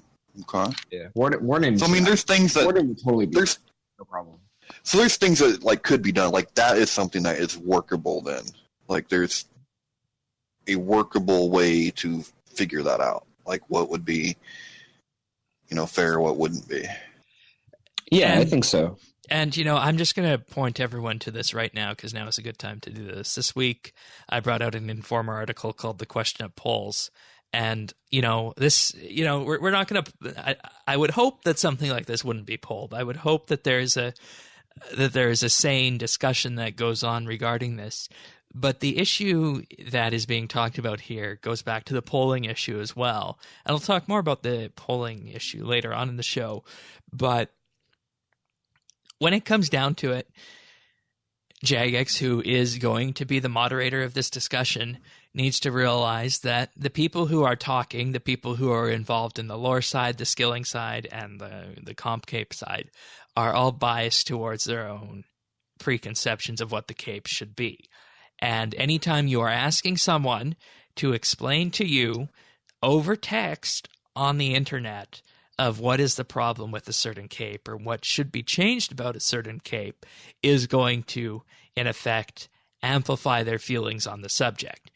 Whereas if you got, 20 to 30 people in a room, a good cross-sampling of the top-end RuneScape community, people who are, comped, people who struggled to get the comp cape because of the Reaper requirement, people who enjoyed getting it because of the Reaper requirement, people who have Master Quest and enjoyed it, people who struggled to get it, and, basically just a good cross-section of the community. If you brought these people into a room, 20 to 30 people into a room, and you broke them out into groups of about 5 people for the span of an afternoon, and you had focus groups on the subject, you would get to a far better a far better place than by soliciting opinions on the internet about this.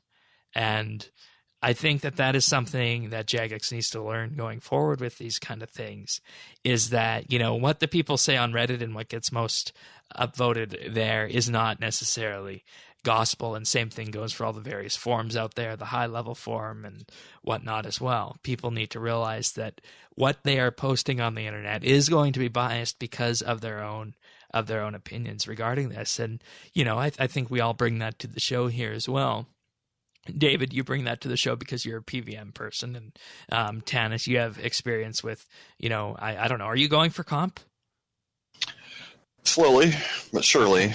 And you know what's being your holdup as well, and all those things are influencing our opinions here on this. And there are certain mechanics that I feel like are unfair because they haven't provided me a way to navigate through them. So that's Yeah, and I mean, and what basically the point I'm getting at is that, you know, they can have discussions on the internet all they want about this, but there's going to be a lot of polarization of the opinions on that. And there needs to be a way to get to the part of why I probably feel the way I do is, you know, I have a completionist cape. I got one in early 2017, and I got it because it's the best in slot cape, and it just wasn't that much effort. It was just time, and you know, and I enjoyed the quests. So I enjoyed quests, and I joined tasks, so that wasn't too bad. And then I already had max cape because I needed it for the boss portal.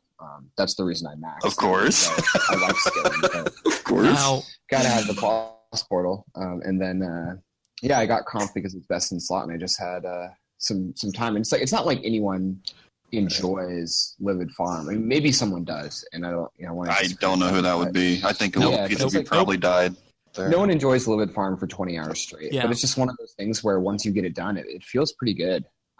As someone who's done it, and it's hundreds of hours to grind through what feel like somewhat meaningless tasks, but once you get it done, it feels pretty good.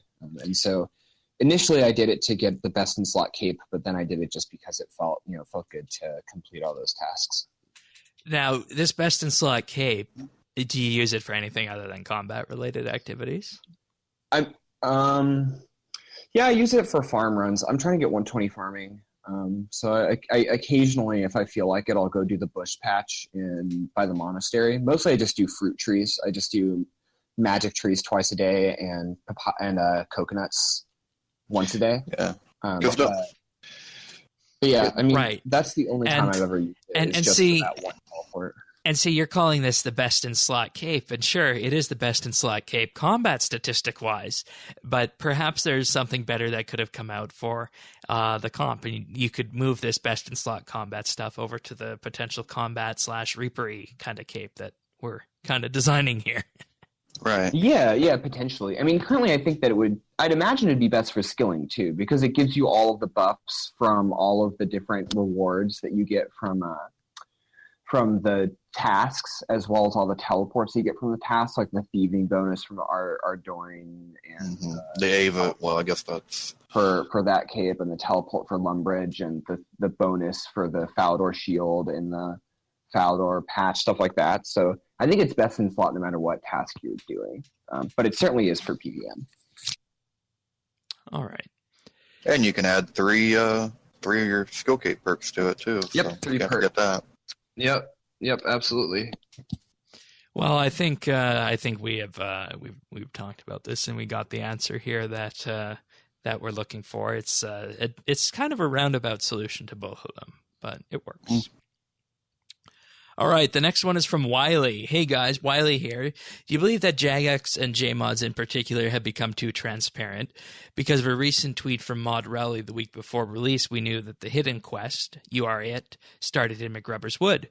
We see a large portion of the content ahead of time on streams, and when things like Alchemical Onyx Jewelry get highlighted, the merchers will jump on it. Surprises are small and big changes are filtered through quick glance feedback. Comparatively, CCG, the company behind EVE Online, goes out of their way to hide everything until it's in game, and while often their players complain about it, it seems to pan out for the best of the game. Do you think that Jagex's approach is due to the lack of confidence or a deliberate stance, and do you think this should change? One thing that I want to go back to is the first update of 2017, and that was the Memorial to Guthix. Do you guys remember that update? Yeah. Okay, so Memorial to Guthix was an update that wasn't teased at all. It wasn't really talked about all that much, and most of the people I talked to and the general sentiment, I think, of the community was that this was a pretty damn good update. And no one knew it was coming. No one knew what it was going to be. And it was just a nice little focus on divination and the memories about something that's been in game for a few years prior to that. So I honestly think surprise updates can work. And, I am in the category of hoping for full surprises on the level of construction. I know lots of people don't like that, but I personally do. And if I didn't run a fan site or a podcast, I would be 100% for that method of release. So I guess to answer the question, I would love for them to go back to the old ways of surprising us with updates and kind of just popping them on us.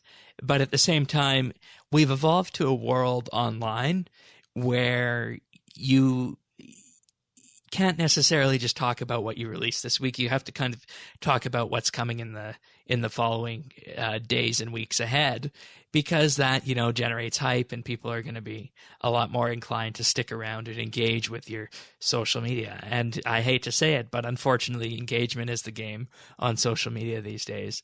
And nothing does that better than, a little bit of a behind the scenes look, even if it's, months ahead, like at RuneFest or the Summer Summit. So, as much as I would like to go back to a hidden way of doing updates, and I honestly have to say, if not for the quest start icon in McGrubbers Wood, people probably wouldn't have found it.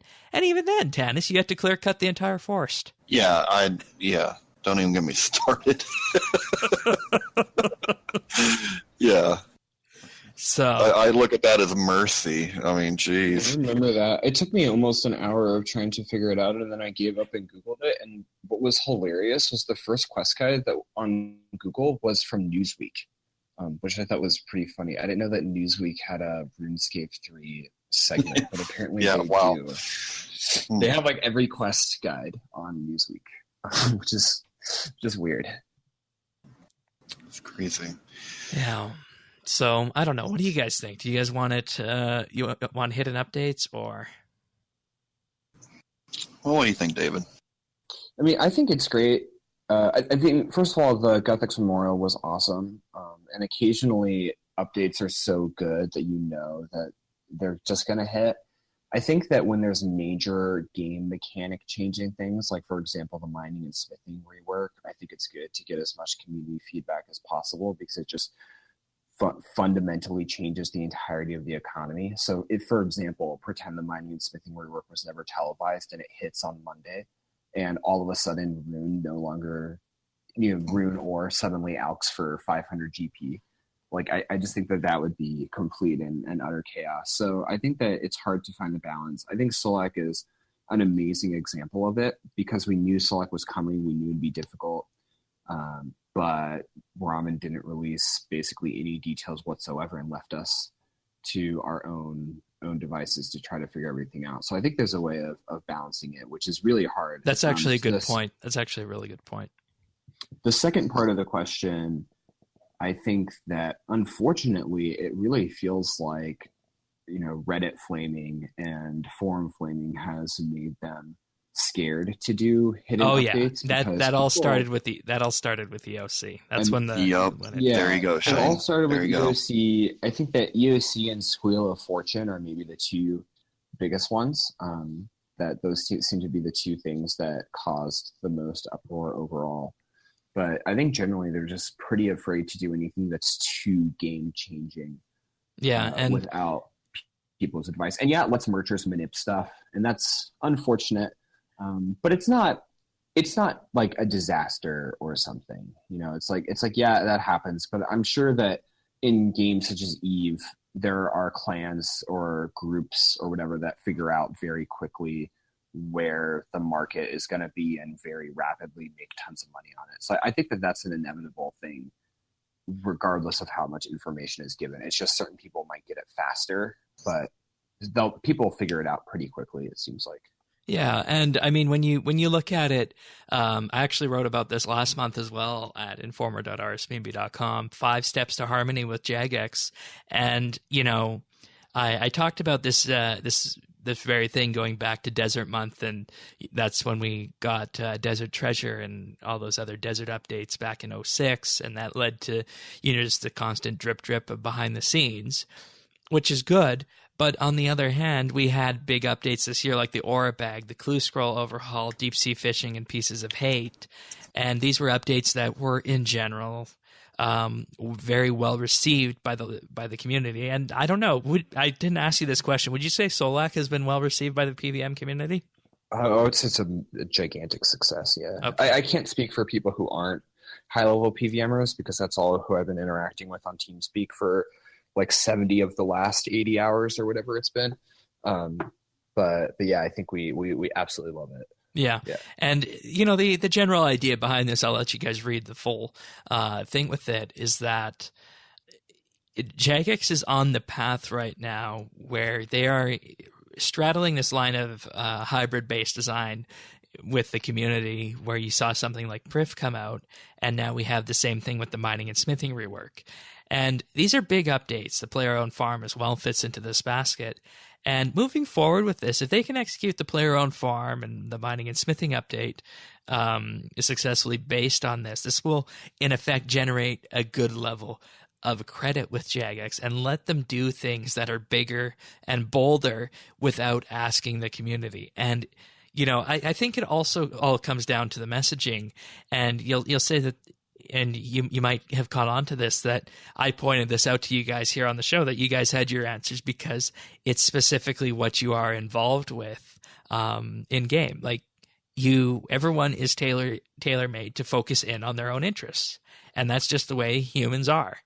So with that being said, Jagex can capitalize on that and lead the community in that direction. And, you know, I think when you look at the very top levels of Jagex, like Mod Osborne, Mod Marks, and CAO Mod Pips, you definitely see a good level of confidence there in that they know where they want the game to go in the next number of years. It's just we don't hear about them we just don't hear from them that often because they really don't come in that much to discuss stuff that is on the long-term roadmap, because it can change and there's no point in letting people know about that. And I will say that if you are leading a large company, you need to be confident in the decisions that you are making. And if you are not confident, you are going to waver, and that's just going to show. And I think that's kind of what we did see after EOC, but I think we're kind of righting the ship here. But we'll just have to wait and see going forward. We had a perfect example of that last year with Menopause, right? I mean, yeah, 1 year ago. You couldn't come up with a better example. Yeah. So, I mean, for me, I want to say, were you finished, Shane? Yeah. Were you done? Yeah. Okay. I don't want to jump in on you here. But I feel like they have been out of balance in the past. I think there's probably been there was too much that was revealed at prior RuneFest. I think that was the major culprit of a lot of this. And even some of the, some of the videos, stuff like that. But I think they were very guilty of this in previous years. I think that is exactly what led to unfinished business. You shouldn't have an unfinished business because we should only know and be involved in the stuff that has a very high likelihood of coming into the game. Like, if you're talking to us about the player-owned farm, okay, that's coming into the game, so we can help with our feedback on how to shape that. But either way, it's coming. But don't ask us about, like, I feel like don't ask us about, like like the Church of Me, because I've been waiting on it for 10 years and it's never going to come, kind of thing. I mean, it's never going to come. That's so funny. So I feel like they've gotten to a point now, I think, with the revelations of how, basically with what went down last year with expansions, that now they're a little tighter-lipped, but they're transparent in how they are developing something. I don't think we know everything, which is good, but also, I think what David said, Solak'ed is a really, really good example of this. And we'll add it to the list of successes. Right, and those successes, right, and they need that because, like you said, it builds credibility, but it also builds trust, and that's what we need. Right, and that's Act 4 and Act 5 when you get to capitalize on that. Right. So, if there are merchers that might do well or something, I say I'm happy for you. If you had a hunch and as long as you didn't have some source, sitting in Jagex's cafeteria, then fine. You made some money. Exactly. Good for you. I think there's a huge difference between someone insider trading and someone reading a release of an IP that's going to go public in a month and jumping on it immediately. Yeah. Like they're not the same thing at all. And if you're smart enough, you can know when things are a disaster like Snapchat. Yeah, exactly. Yeah, for sure. And, it's so important. I cannot underscore how important the second act is in determining the trajectory of the company for the next 5 years. And I'm calling it the second act that we're in right now, getting these big updates out and having them be wins. And the biggest thing that is going to influence this is not whether or not the update arrives on time or if it, does everything it's supposed to do. It is the community response to it. And that community response can be led by Jagex because the people who play RuneScape are human beings. And human beings are able to be led through situations like that. And it's almost like being a community manager, so to speak. You got to prime the community, and if they expect something else and that doesn't happen, that's a failure. But so far we haven't seen that be let down this year. So fingers crossed. Yeah. All right. Thank you for the questions, both of you guys. If you guys want to send them in, you can email them to questions@rsbnb.com. You can also call or text 571-57BNB, which is 571-572-2632. And that is an American number. So if you are outside of the U.S., it would probably be better for you to email us at questions@rsbnb.com or get in contact with us on Twitter @RSBNB, where you can send us an @mention or DM us your question. So we look forward to hearing your questions and discussion topics. All right. You guys ready for some tech news? Let's do this. Sounds good, yeah. Okie dokie. So this week we see the release of iOS 11.4. And, this is a big release because last year when iOS 11 was unveiled, Apple had said that they were going to be bringing out something called messages for iCloud. And the idea behind this is that if you get sent an iMessage or you delete an iMessage, it would delete it on all of your different devices. If you had an iPad, a Mac, or an iPhone, it would basically replicate that delete across everything. And, we really didn't hear it for this long. Lots of people thought it might have been a dead feature, but here we are, a week before Apple's 2018 developer conference that's happening next week. We see messages for iCloud finally arrive. So the idea behind this is that you can offload all your messages to iCloud, and this, of course, frees up some space on your device. And, Apple and their infinite wisdom gives everyone 5 gigs of iCloud storage, which really isn't that much. But, I fairly frequently use messages on my iOS devices. And let's just see here from the looks of it if I can get into it. Yeah, I'm currently using 1.8 gigabytes worth on my messages storage. So we'll see how long this lasts. But basically, every message that you receive or send then be stored on iCloud.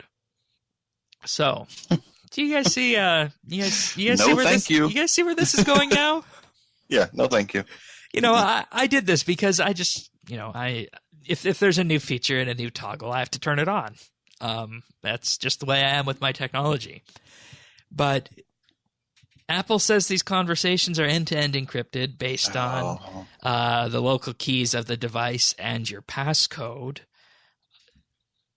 But iCloud and the Messages platform is, in effect, a closed ecosystem.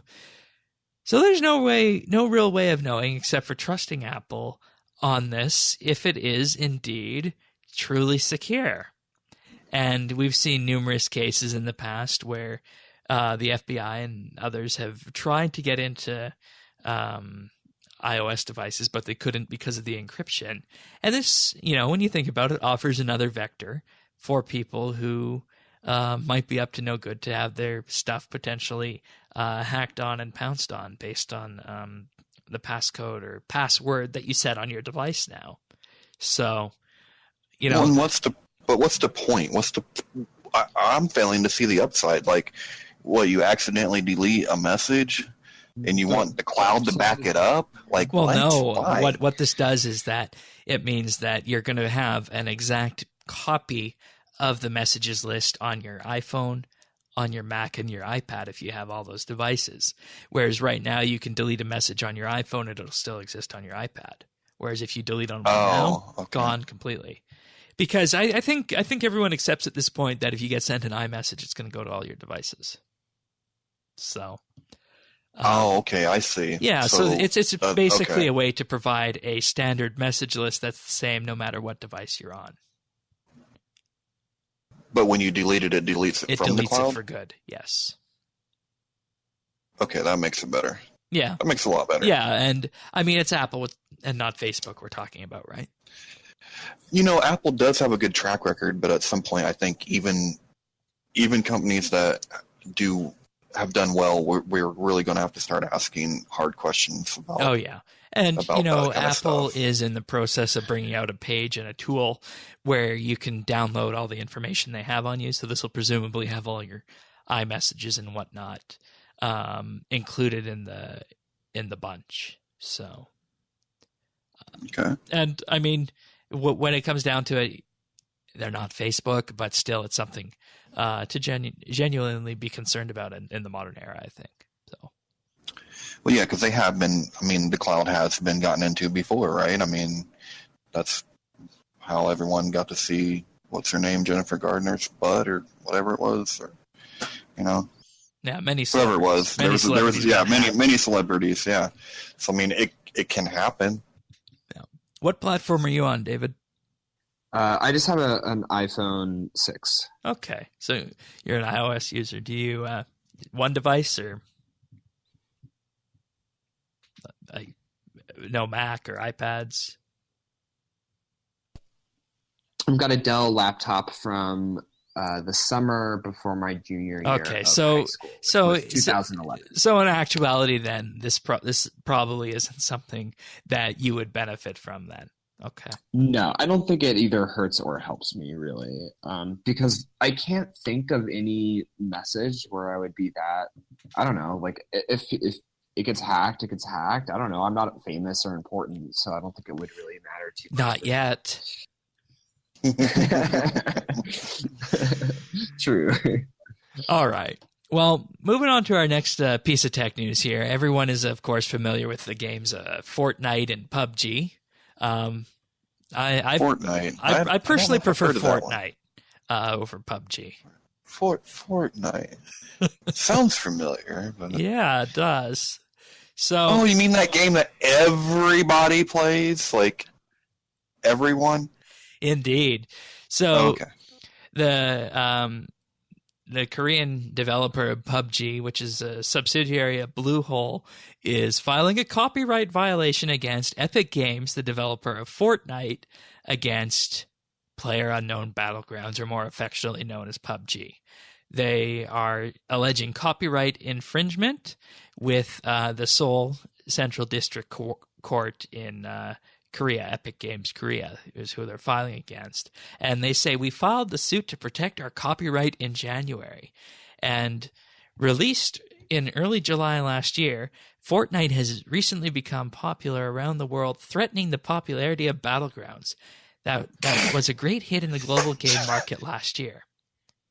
And their defense behind it is that Fortnite, when it launched, only had the Save the World mode, which the people who are playing will build walls around the specific area and defend it. And they later added the Battle Royale mode, which is, of course, what took off and caught on like wildfire. So the idea behind this suit is that, PUBG feels that their 40 million copies of the game that have been sold really is being hampered by Fortnite, which is, of course, free. And they are saying is an effectual clone because they are copying the Battle Royale style of game mode, which for anyone who hasn't played it means that you start in a group of 100 people and you drop off into a specific area on the map, and the area in which you can play decreases over time, and you need to kill or not be killed. And that is, of course, what they mean by Battle Royale. And PUBG feels that this is copyright infringement on this case. Now, this you might be listening to this and you might be a gamer and you might think that this is absolutely a silly case, but this is something that needs to be watched out for, because if this case is upheld and PUBG successfully sues Epic Games, this has immense ramifications for the entire video game industry. Because think of the first-person shooter. The very first-person shooters that came out in the early 1990s. Yeah. If those had been copyrighted, that would mean that you wouldn't have seen subsequent games like Duke Nukem, and going all the way to the 2000s and the copy-paste game that went on back and forth between Activision and EA, between Call of Duty and Battlefield. It's the same thing. Call of Duty's gone. Oof. Exactly. Oof. Gone. And, I think that looking at this case, it's a stupid lawsuit. Yeah. Because this is in effect like patenting the first-person shooter. It's exactly what it's doing. Yeah. I couldn't agree more. Yeah. This is one. Like if Blizzard sad. sued Jagex after World of Warcraft. Right, but I don't. Right. But RuneScape, didn't they predate? Yeah, actually the other way around. Yeah, That's what I thought. Yeah. Yeah. So I mean, number one, you can't copyright a genre. You can copyright assets. You can copyright certain things, but you can't do that to a genre. And what happened? The real story is PUBG did come out first, and people were excited about it. And then you know what? It was a shitty game. I'm sorry, but it was a shitty game. It cost a lot of money, and they never fixed it. So of course, Fortnite could come in, and you know what? They actually have been steadily improving that game. And I'm not a Fortnite fanboy. Believe me. Like if I play, I'm hiding in a corner because I can't hit crap. I need a shotgun, and I need to hide under the stairs just to have a chance that someone comes walking along and I'll shoot them in the toe. So I'm not fanboying here. It's just that they did nothing to improve their game. And how are you? Doesn't PUBG run on the Unreal Engine, which is? Yep, and they actually use Unreal assets, whereas the assets used by Epic Games in Fortnite are unique. Yeah, so I am confused here to the merits of this case.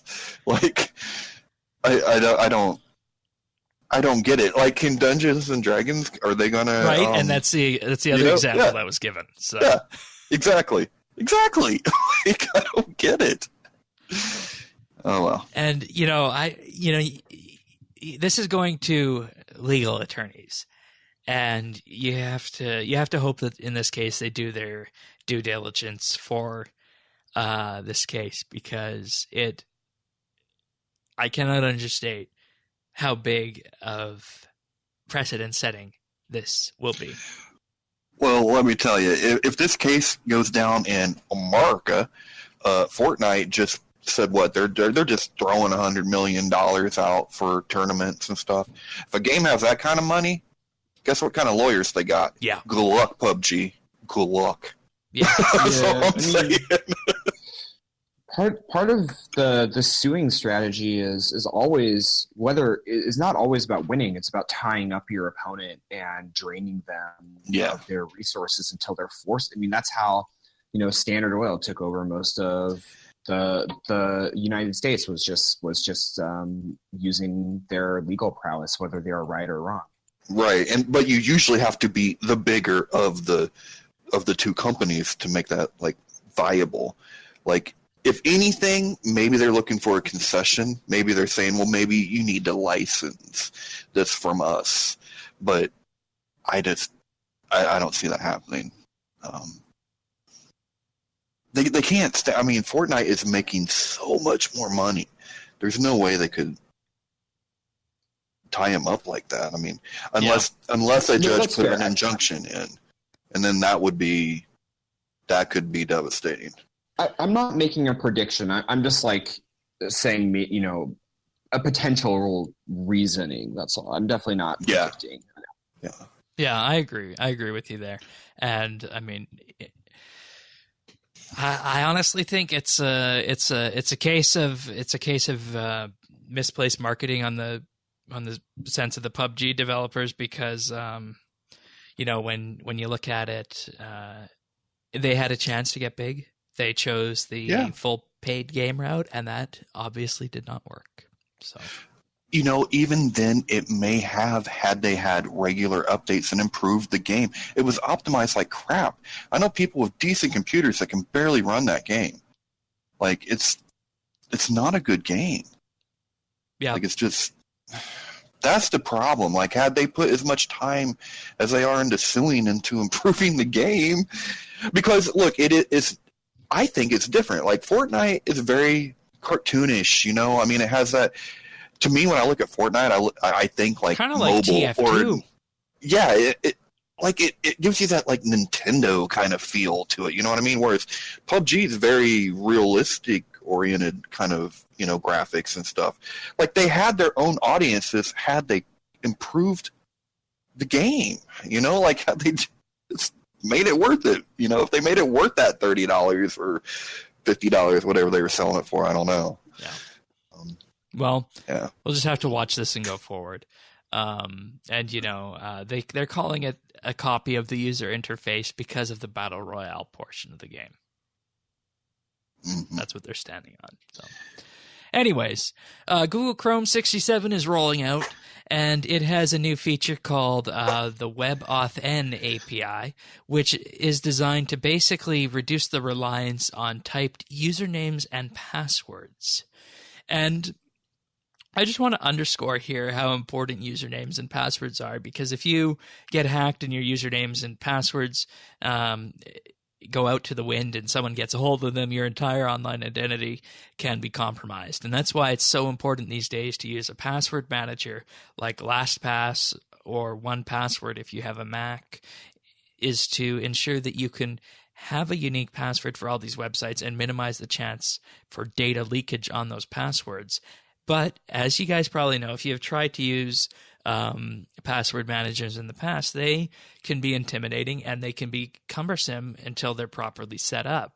So the idea behind this is that with this new standard, desktop users would receive a prompt on their smartphone or other device, and they would be asked to use some form of authentication on their smartphone. So on an iOS device, it could be their fingerprint, or if it was, if your device had a Retina reader, it could read the inside of your iris.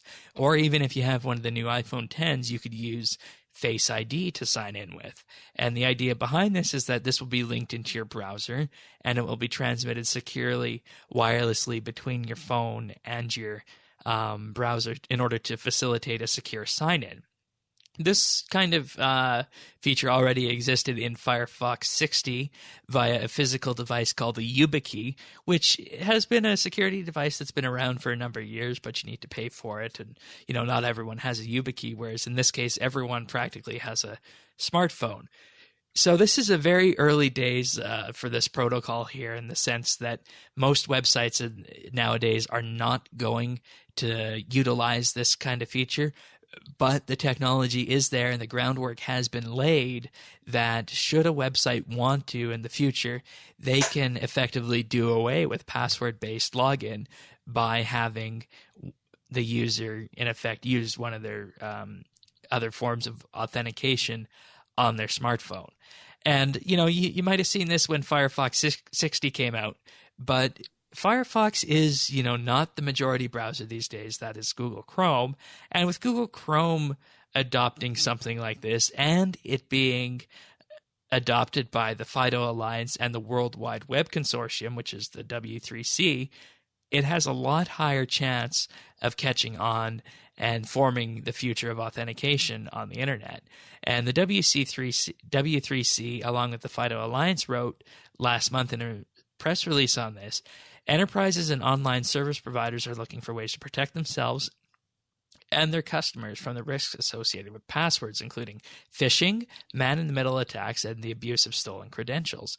They can soon deploy standards-based strong authentication that works through the browser or via an external authenticator.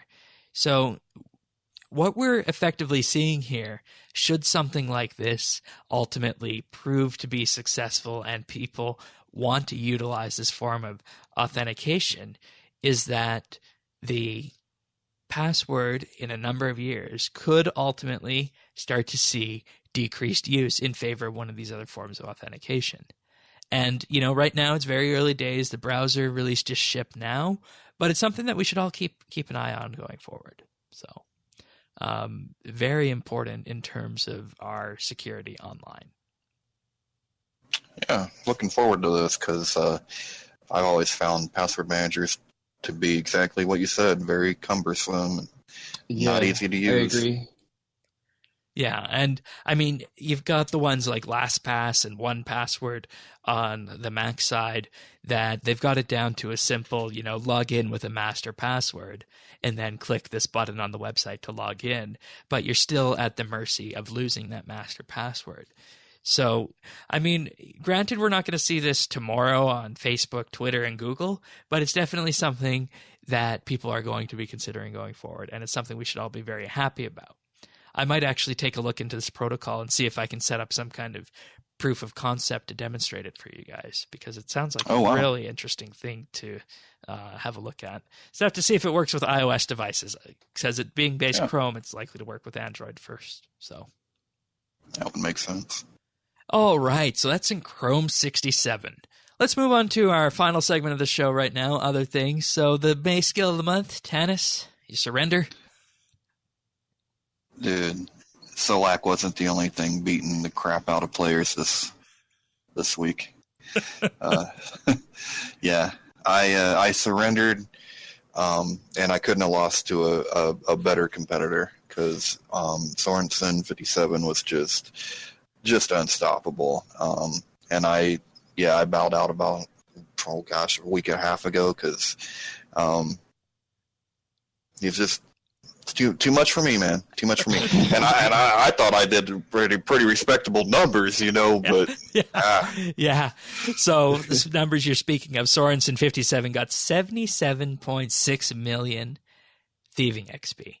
You came in second with 45.3. And in third place, we had Pernasius with 12.7 million XP. And by the time you guys are listening to this, the skill of the month will be over. So I think it's fairly safe to say that Sorensen has won unless you've been up to something over the last 24 hours or so. 24 hours for what? 30 mil? No. No. You can't be that. I told you. I mean, I spent like a lot of time, and my best day was like 4.5 mil, and then he comes in with just like, it was close to 8 mil, like 7.5, 8 mil, and I'm like, I'm smoked. I'm done. Like he got me. I can't do it. Like, so but hey, next month we have what? Next month, crafting, yeah. Crafting. So I'm coming back. And I'm going to see if I can do a skill of the month without spending any money, no matter what. Ooh. Yeah, no matter what place I fall in, I'm going to try to do crafting. I mean, thieving you make money, but, with a buyable like crafting, I want to see if I can do it for free. Very neat.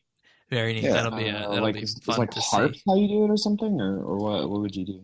Oh, I'm going to set my butt on a harp and, Gotcha. just play a tune. So, question: Would it count as being free if I went and did Telos for an hour, got 65 mil, bought 3 bonds, and then spun on Treasure Hunter, and then did another hour of Telos, bought 3 more bonds? Because I think I could get like really high XP per hour doing that. I would imagine you could. I think it would kind of neglect the No, feeling of I'm just kidding. achievement. Don't worry. I'm just making a joke about because Oh, every I time know. someone asks me what's the fastest XP method for X skill, I'm just like, go Telos and then buy bonds with the profit. The sad thing is you're not wrong. Yeah. But we're working on we're working on figuring those questions out, Yeah. Shane. Yeah. Yeah, for sure. All right. Well, speaking of that, we talked about this a little bit, and earlier I talked about the polls and specifically the Build a Backlog poll and how the questions need to be worded in a specific way, and Jagex needs to lead the community in a specific direction. And we talked about the Build a Backlog update last week, and we based on the updates that were winning, I had some theories as to why that might be, and I explore that in the question of polls here. And basically, look at the updates. They include the Alchemical Onyx Jewelry, the Shops rework, Elite Slayer creature improvements, the Dragonkin quest, raising summoning to 120, and the rework of accuracy and defense. So those ones were all winning, and I had some ideas behind that and what could have been wrong with the poll, and I go through all of that in the question of polls. So just have a look and read that at informer.rsbnb.com. And I think you'll be surprised once you go through the methodology that I took about these questions and realize how loaded and slanted some of them actually are. So There was some that I didn't even pick up on right away, and then when I read the article, I'm like, oh, wait a minute. Sneaky. The polls are always biased. It's just a question of how obvious the bias right, is. and that's the thing. And I think ultimately what it comes down to is that the JMods are the ones writing the questions, and not everyone who is going to be writing a poll, specifically the people who are related to these updates and in one way or another, are going to be able to put them in a way that's better. I'll just spoil the punchline right now, and I'll just say what the question should be, and you can read how I got there. But I think the question for one of the polls in Build a Backlog should have been, we want to revitalize old skills. Which of the following updates do you think would accomplish this best? Yeah, I really, really like the way that you phrased that. It makes a lot more sense. But, like you said, sometimes they're very close to these updates, and it's more of an implicit bias than, outright trying to shape, I think, the poll. It's just yeah. Yep. All right. So what do we got for achievements this week? Oh, we got a nice little crop of achievements. We have Duckez with 99 invention on May 30th. Sorensen 57 with 200 mil thieving. So, boom. He dropped that bomb on my head. That's pretty good. Yeah. So, very, very nice. Magic King with 99 farming on May 28th. And Mr. Zaro's 357 with 99 divination on May 26th. Congratulations, you guys. Next up, we have Alpha Leo with 99 fishing on the 25th, also 99 fletching on the same day, and Sina ATN with 99 woodcutting, also on May 25th. Good job, everyone. Very nice. And then we've got Wolfie with 120 invention on the 25th of May. Alphalio, 99 cooking on May 25th. And also Alphalio, 99 rune crafting on the 25th. Good job, everyone. Very nice. Nice to see these. Alphalio might be what it is, actually. Yeah, it's Alpha Sorry Leo. if I mispronounced it. Nice to see the achievements coming in, and everyone's still making progress. Yeah, I love seeing these 99s and the 120s, and we even had the 200 mil. So, Yeah. we got a range here. Very, very cool, everyone. All That's right. awesome. So what do we got for our pick of the week? All right. So is that me, Shane? Yes, that is you. Okay, so mine is basically a bit of a meme. So two very well-known rappers, one super well-known, Drake, and another one, Pusha T, have been going back and forth with diss tracks the last few days. So on Pusha T's latest album, he disses Drake, I guess, with the song Infrared. And then Drake responds, and then Pusha T has just recently responded as well. And whether you're a fan of the genre or not, I just think it's amusing when celebrities, kind of go after each other. And I think that it's always pretty obviously just for PR. Like obviously these videos have huge amounts of views on YouTube, especially for Pusha T, because Drake is kind of such a big name. Like even people who don't pay attention to the genre probably have heard of Drake before, I would assume. He's Canadian. He's Canadian. Yeah. There you go. yeah. Canadian. Yeah, he's Canadian. But yeah, so that's obviously been a huge boon for Pusha T, and I put links in the show notes to the 3 songs. I'm not particularly saying whether they're good or bad in a vacuum, but they are pretty funny, and there are some good one-liners in there, and I just find this sort of thing kind of entertaining, if a bit vacuous. All right, sounds good to me. Yeah, a callback to the old days of the rap beefs. Exactly. I'm curious. This certainly isn't at that level at all. I don't think this is like an East Coast, West Coast type thing forming. Although, like, if there was like a Southern USA Canada beef or something, that'd be pretty hilarious. But yeah. To be very representative of Canada. I think he's probably overtaken Biebs as the most famous Canadian musician in the U.S. I don't know. I can't think of another candidate. I sure as hell hope so. Bryan Adams.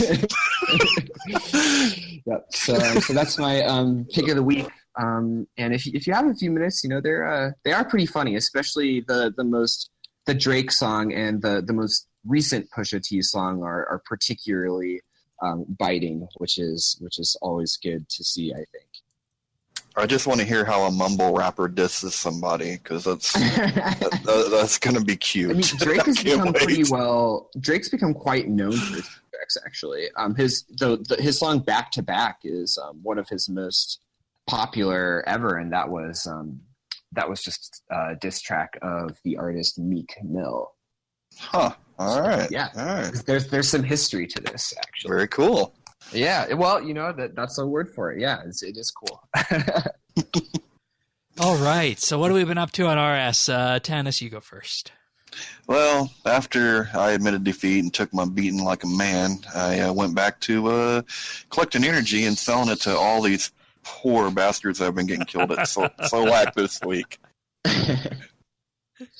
I wouldn't say that I was taking my beating like a man, but I was certainly taking a beating the last few days. Yeah, I went through 3,000 super brews and 2,000 rocktail soups in 3 days, and I think I went through about 10 or 11 onyxes as well. So yeah, it was an expensive couple of days, but it feels really good to be mostly consistently getting kills now, which is really fun. And again, I don't think any of us could be happier with how it turned out. I did 20 hours straight on day 1 till we finally got a kill. Did about 18 hours day 2, and now I'm taking a bit of a breather day 3, but definitely still actively pursuing it. And it is really, really fun. For anyone with some PVM experience, get in there. Duo mode, like I said, definitely the best way to learn the basics. And then if you can get a 7-person team all on TeamSpeak, and all with patience. Like anytime someone asks me how to get into high level PVM, the number one tip is not get X gear or potion or stat or item. It's willingness to fail. Because if you aren't willing to fail again and again and again and again for 20 hours in a row, in my case, you're just going to be frustrated and upset because you will fail inevitably. It's just there's no way you could do otherwise. You know, you sound like a certain physics teacher once upon a time. Yeah, you know, I definitely I get. I think. Like repeating the same mistakes or something? No, like being able to fail and whatnot, and gotcha, expecting your children to do well. But I'll leave I it see. at that. Yeah. Right. Tanis, do you have anything else? Yeah. No. Good luck and have fun attempting to kill Solak'ed, everybody. Okay. And I mean, I don't think I need to ask you, David, what you've been up to on RS. That's what this entire show has been about, right? Yeah. So yeah, that's fair enough. Yeah. Okay. Unless there's something else you did in your free time, you're free a few hours. We sold a couple of malls, just to take a break because that's pretty relaxing and it's good money. So, all right. Other than that, other than selling a few hard load malls, we've pretty much been focusing on Solak'ed. All right. Well, as for me this week, you know, much like Tanis, I've been exploiting these poor people, both in terms of divination energy, but also in potions and soup and food. As you should. Yeah. I mean, I was just utterly shocked to see Sarah Brew Flask going for 23K each. I actually went into full farming mode this week and have been doing farming runs. You know, every time the build cycle is done, and you know, go on to the next one and whatnot. So there should be more Sarah brews on the way, and I think from the sounds of what we talked about here, Sarah brews are going to be a good thing going forward to keep selling for a little while. So that's good. But you know, aside from that, we do have the elite dungeons coming out in the next couple months or so, and we do know there's a tier 92 melee weapon on the way with that, and that has caused things like the Nox Scythe to go down, way down. Mm-hmm. I think it's currently around 163. I got mine for 170. What? Yeah, 163. I got a scythe this past weekend, 170 mil. So I've been using that a bit. Visited a couple Slayer tests. Isn't it great, Shane? Isn't it great? Yeah, it really is. Appraisals have skyrocketed. On the other hand, right? Because I assume you want them for Solak'ed. Yeah, dual wield is way better than two-handed because since accuracy isn't relevant, concentrated blast is far, far superior to sonic wave. And since they're basically equivalent in their rotation, obviously it's different if you're using Fortic, but seismics are by far and away superior to a Nox staff, for example, at Solak'ed. And so they've gone up substantially. Yeah. Wow. But so that'll be fun seeing where that goes. And you know, the main reason I'm doing that is not necessarily for the money that comes from Slayer, though I guess that would be nice. But I want to get divination up for the divine sucker thing. So the gotta get the old vacuum, man. So, but beyond that, not too much else. We are headed into June, and I can promise you guys listening to this podcast that June will not be a boring month for RSBANDB Update. And with that being said, we'll see you next week for another episode of Update. And until then, take care, everyone. See ya. All right, bye.